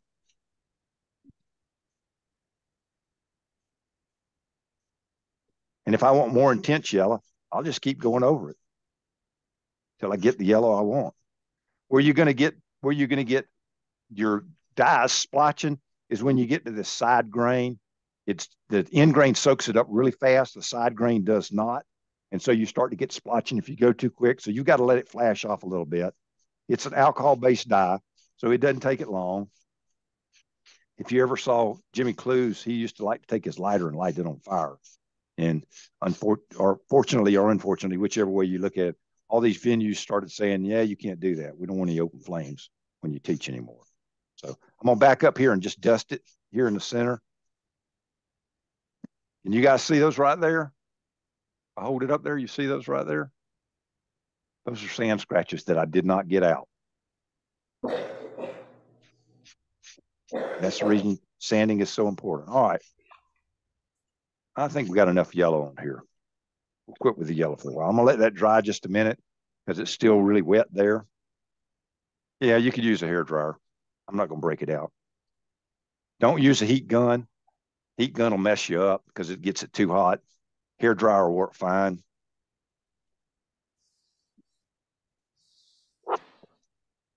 Jack, I've in the past have worked with gourds with alcohol inks, and yeah, on them they're pretty slick. So you can go back with just plain alcohol and spritz it and cause them to run together. Can you do that on this as well? You can, but you don't really need to. If you don't get in a hurry, you can blend this quite easily. All right, guys.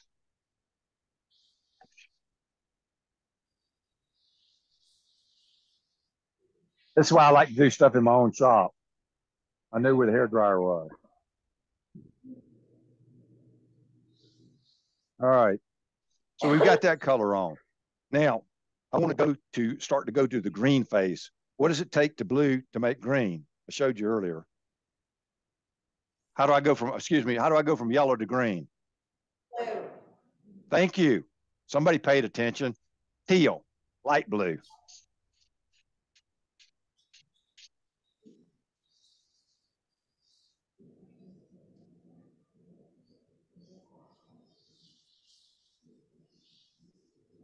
Now my sand scratches are really starting to show. You just can't quite spend the time in a demo that you can do when you can walk away and come back later. Take your time. Now, if I get it too blue, as the green goes towards too deep a blue, you may can see it right there. See what that dye did right there where it splotched up, where it didn't dry quick enough? Let me dry it just a little bit and I'll put a little bit more on.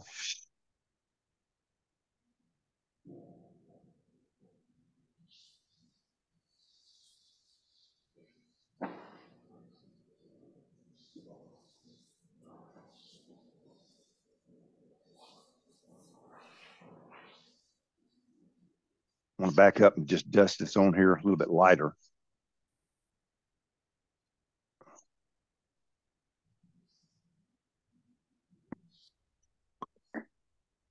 I wanted my green to go a little bit further down the piece, so I'm coming back with a little yellow. Everybody see those sand scratches now? I'm sorry, they look terrible.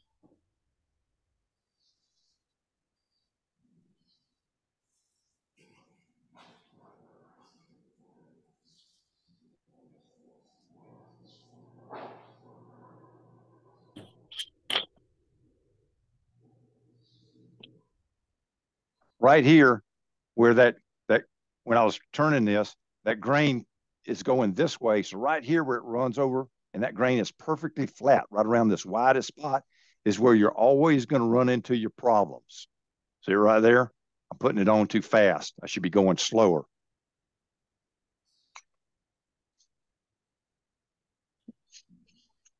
This is teal again. I'm just trying to, where it's trying to splotch up, I'm just trying to take some of the splotchiness out of it. I'm putting it on a little lighter. I'm going to carry this teal on down.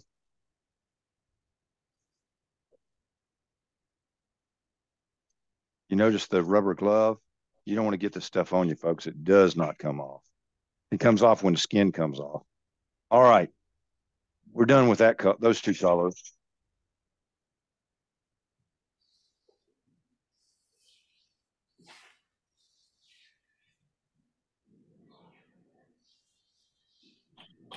Sorry. No.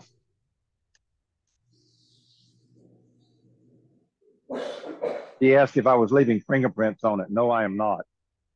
All right. I can't hold it any longer. So it's going to go on here. Next, we're going to come up with some darker blue. And we're really going to have to dust in lightly because it's really a intense blue. So if you want to start doing this, my suggestion is that you take all your colors and you spray on some white paper before you start. Jack, that color combination you're using, is that coming a kit from ChromaCraft or is that? Nah. No, just remember your. Well, I don't think he has a kit in his spray dyes, does he? I know he does if you buy it in bottles, yes, it does come in the bottles, but then you got to have something to put it on with, and you can put it on with a brush, but you'll never get these fades the same. You put it on with a brush. So that means you go to an airbrush. That means that's more stuff to buy, which is always fine with me, but it's not fine that it's more stuff to clean. I'm not big on cleaning.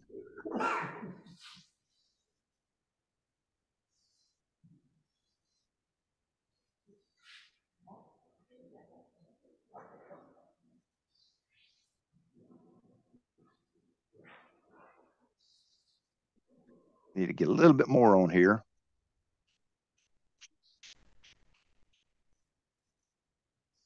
And you notice I'm just dusting it on. I'm not trying to put it on here like it's paint.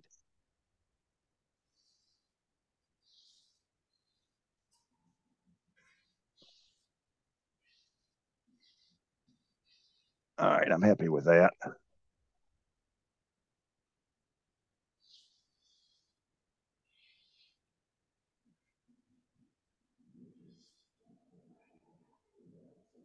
I'm sorry. ChromaCraft. I'll show it to you again in a minute.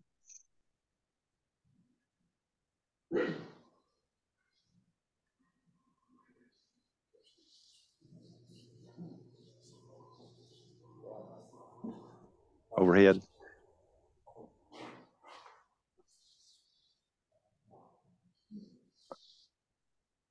ChromaCraft. I think it's blown out.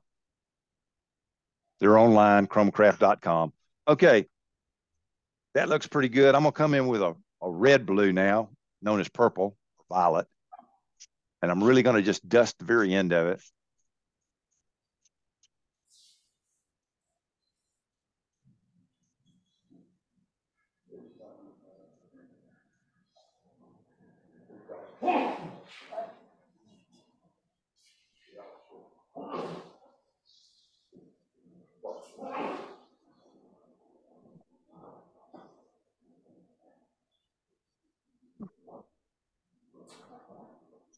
We'll come back over with a little bit of blue and make it a little bit subtler.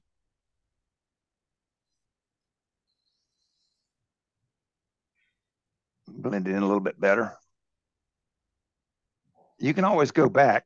The secret to this is to start, if you're dyeing like this, is to start with your lightest color first and work towards darker, because you can always make it darker. You can't always make it lighter.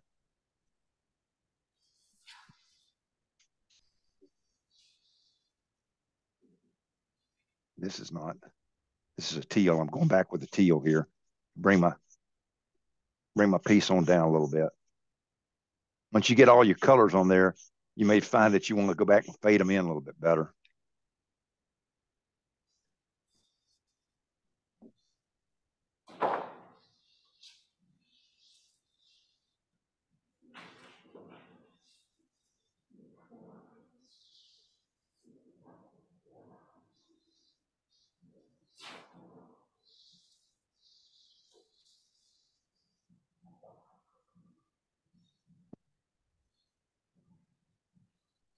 Overhead. Finished piece. It's got sand scratches in it. It looks like a typical demo piece. Oh, that way we see it all. Now I just put some clear over it, but I'd let it dry for a while before I did that. Kind of a peacock look. I like it. I really like really bright colors. So I like this lighter wood for doing that as opposed to more subtle colors. So all I would do is let that dry for 15, 20 minutes and come back with some clear. And you can see what happens when the clear, I'll put a little clear on it for you up here on the end where it's dry, and you can see what it does to it.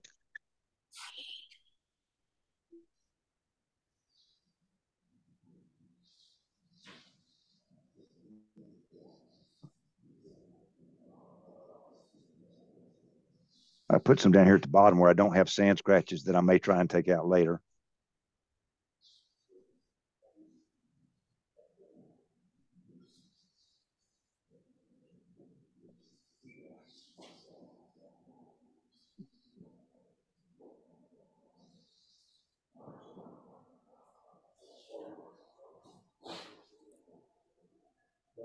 I think my wife just passed out over there from the fumes.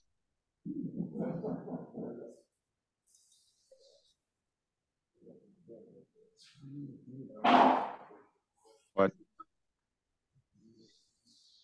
No, somebody's asked if ChromaCraft lacquer darkens wood. It does not. It is a crystal. It is the clearest lacquer that I've ever used. I get it in cans. I'll show you.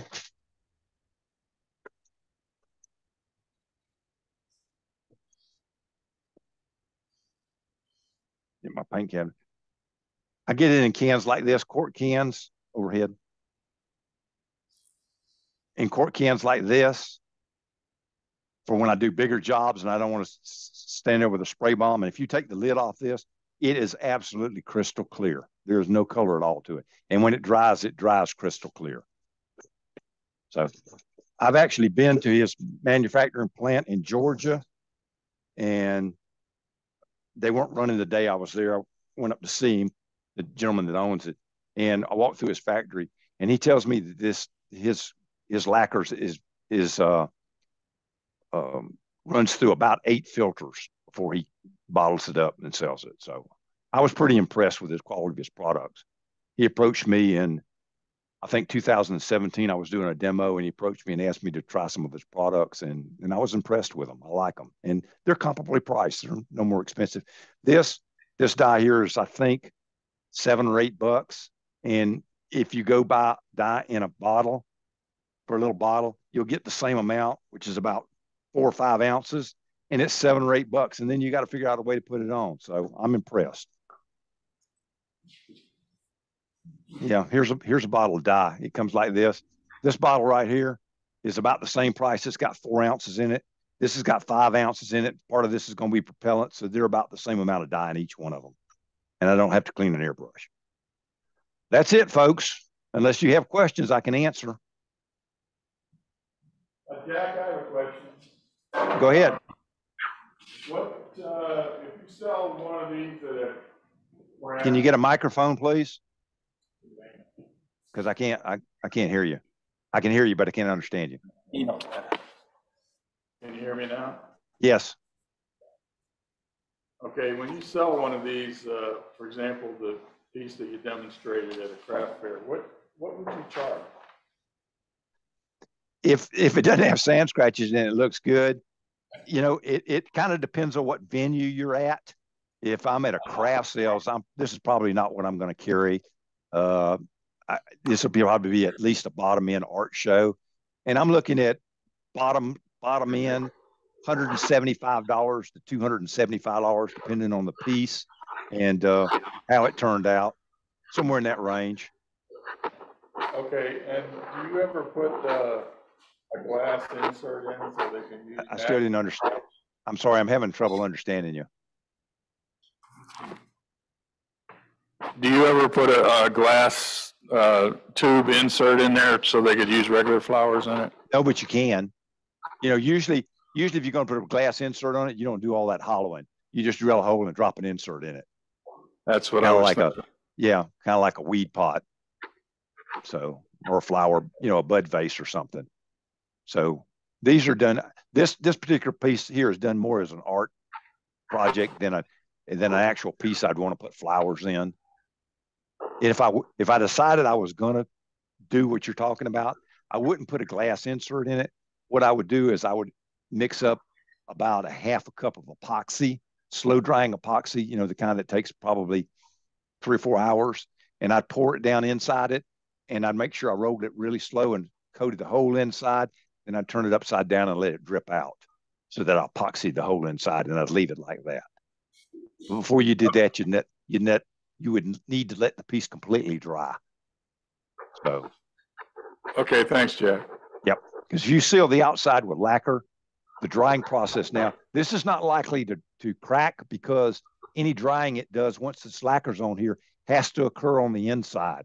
So it's going to take it a long time to finish dry. It's going to dry really slow. It's going to have the opportunity to move instead of crack. I don't know that I've ever had a piece that I've done this way crack on me after I put lacquer on it. So okay, but between coats, you deburr the. I put on about 3 coats.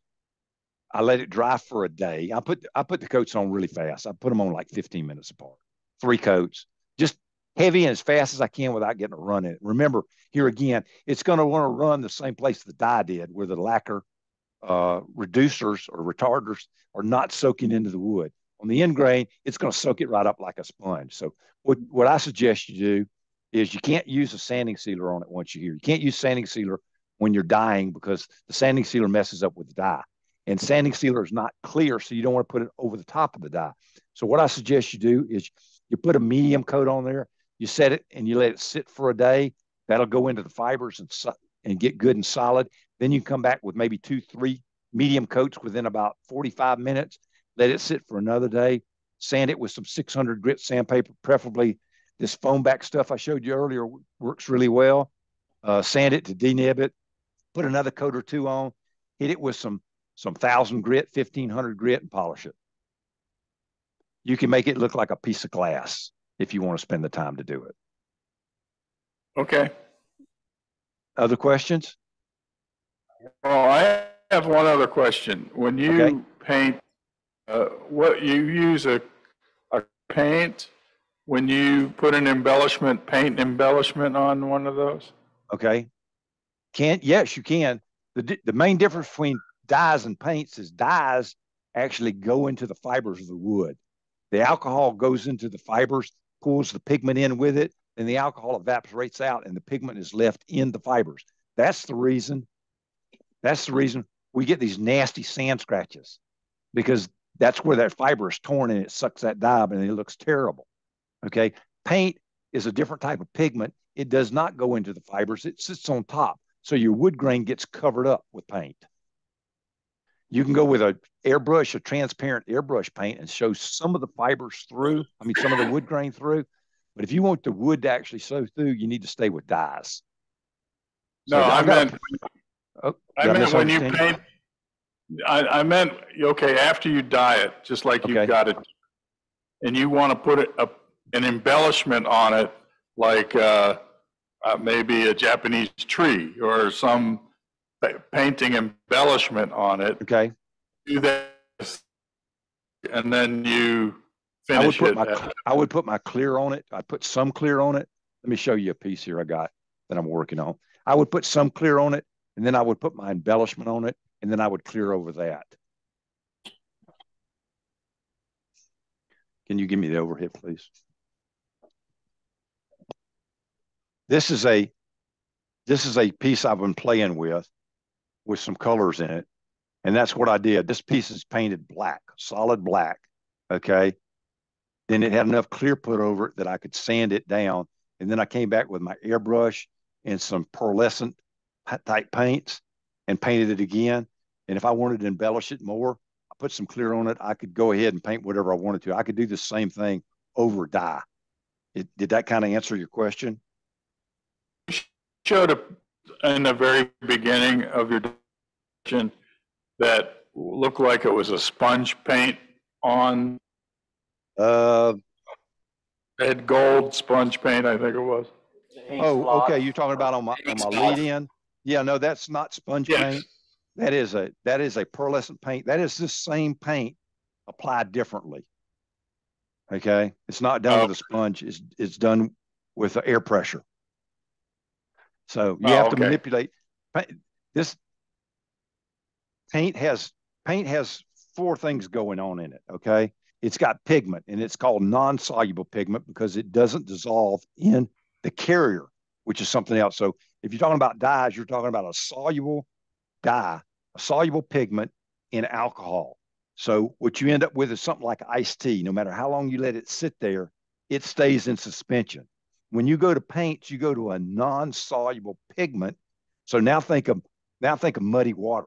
If you let it sit there for a while, the mud goes to the bottom. That's your pigment. But paint has some other things. Paint has your non-soluble pigment. It has your carrier, which can be oil, or usually nowadays it's water. Okay. Then it has a dryer. It has an additive to it that helps that water dry out of it quicker. And it has what's called a binder. That binder takes that pigment and keeps that pigment from splotching together. Have you ever used paint that's frozen or is old and you painted on something and it kind of splotched up on you? That's when the binder has been destroyed. So if you want to do something like what you thought was that splotch, you have to manipulate that particular paint with something that holds the binder together that thins the paint. And that's, I'm sorry, that's a whole nother demo. It's really I could spend half a day explaining it to you and showing it to you. So, other questions? Somebody else has. After you several of the that microphone is breaking up, guys. I'm hearing pieces of conversation. I don't know what it is. Is that the same microphone? No, that's a different one. All right, that sounds better. You said after you put on, you'll buff it. What do you buff it with? I start off, I generally, I'm kind of lazy. I generally sand it to 3,000 grit sandpaper. And then you can buff it with pretty much anything. I use a a 3M process. 3M makes a 3-step process. If you're going to sand it to 3,000, you can forget the first one. You don't need it. You can use a step 2 or step 3. Meguiar's car finish, if you can go to a Napa store, they carry Meguiar's. Meguiar's makes a buffing finish. This right here, this blue shop towel, if you sand it to 3,000, you can polish it with this towel and it will bring it to about a 5,000 to 6,000 grit. It won't be a gloss, super gloss finish, but it'll be a real nice, soft gloss finish. So a lot of times, if I'm selling a piece that I want it to be softer and not as brilliant, striking, I just use some blue paper towel on it. So there's a lot of things on the market. If you send me a text, can you flip back over and put my phone number and stuff back up there for them while I talk to them? If you send me a text, if you call me, I may not answer the phone because my phone generally doesn't ring. I live kind of in a dead zone. It didn't used to be that way till Verizon decided they were going to change their towers around. But if you send me a text, I will choose to either answer you in text or give you a call. There's my phone number. Feel free to text me, and I'll answer your question as best I can. Now, I still actually work for a living, so it may take me a day or so to get back with you. So I don't guess I actually work for a living. I work because I choose to work because I don't want to stay home all day. Other questions, folks? Okay, Jack, thank you. Thank you, guys. I appreciate it.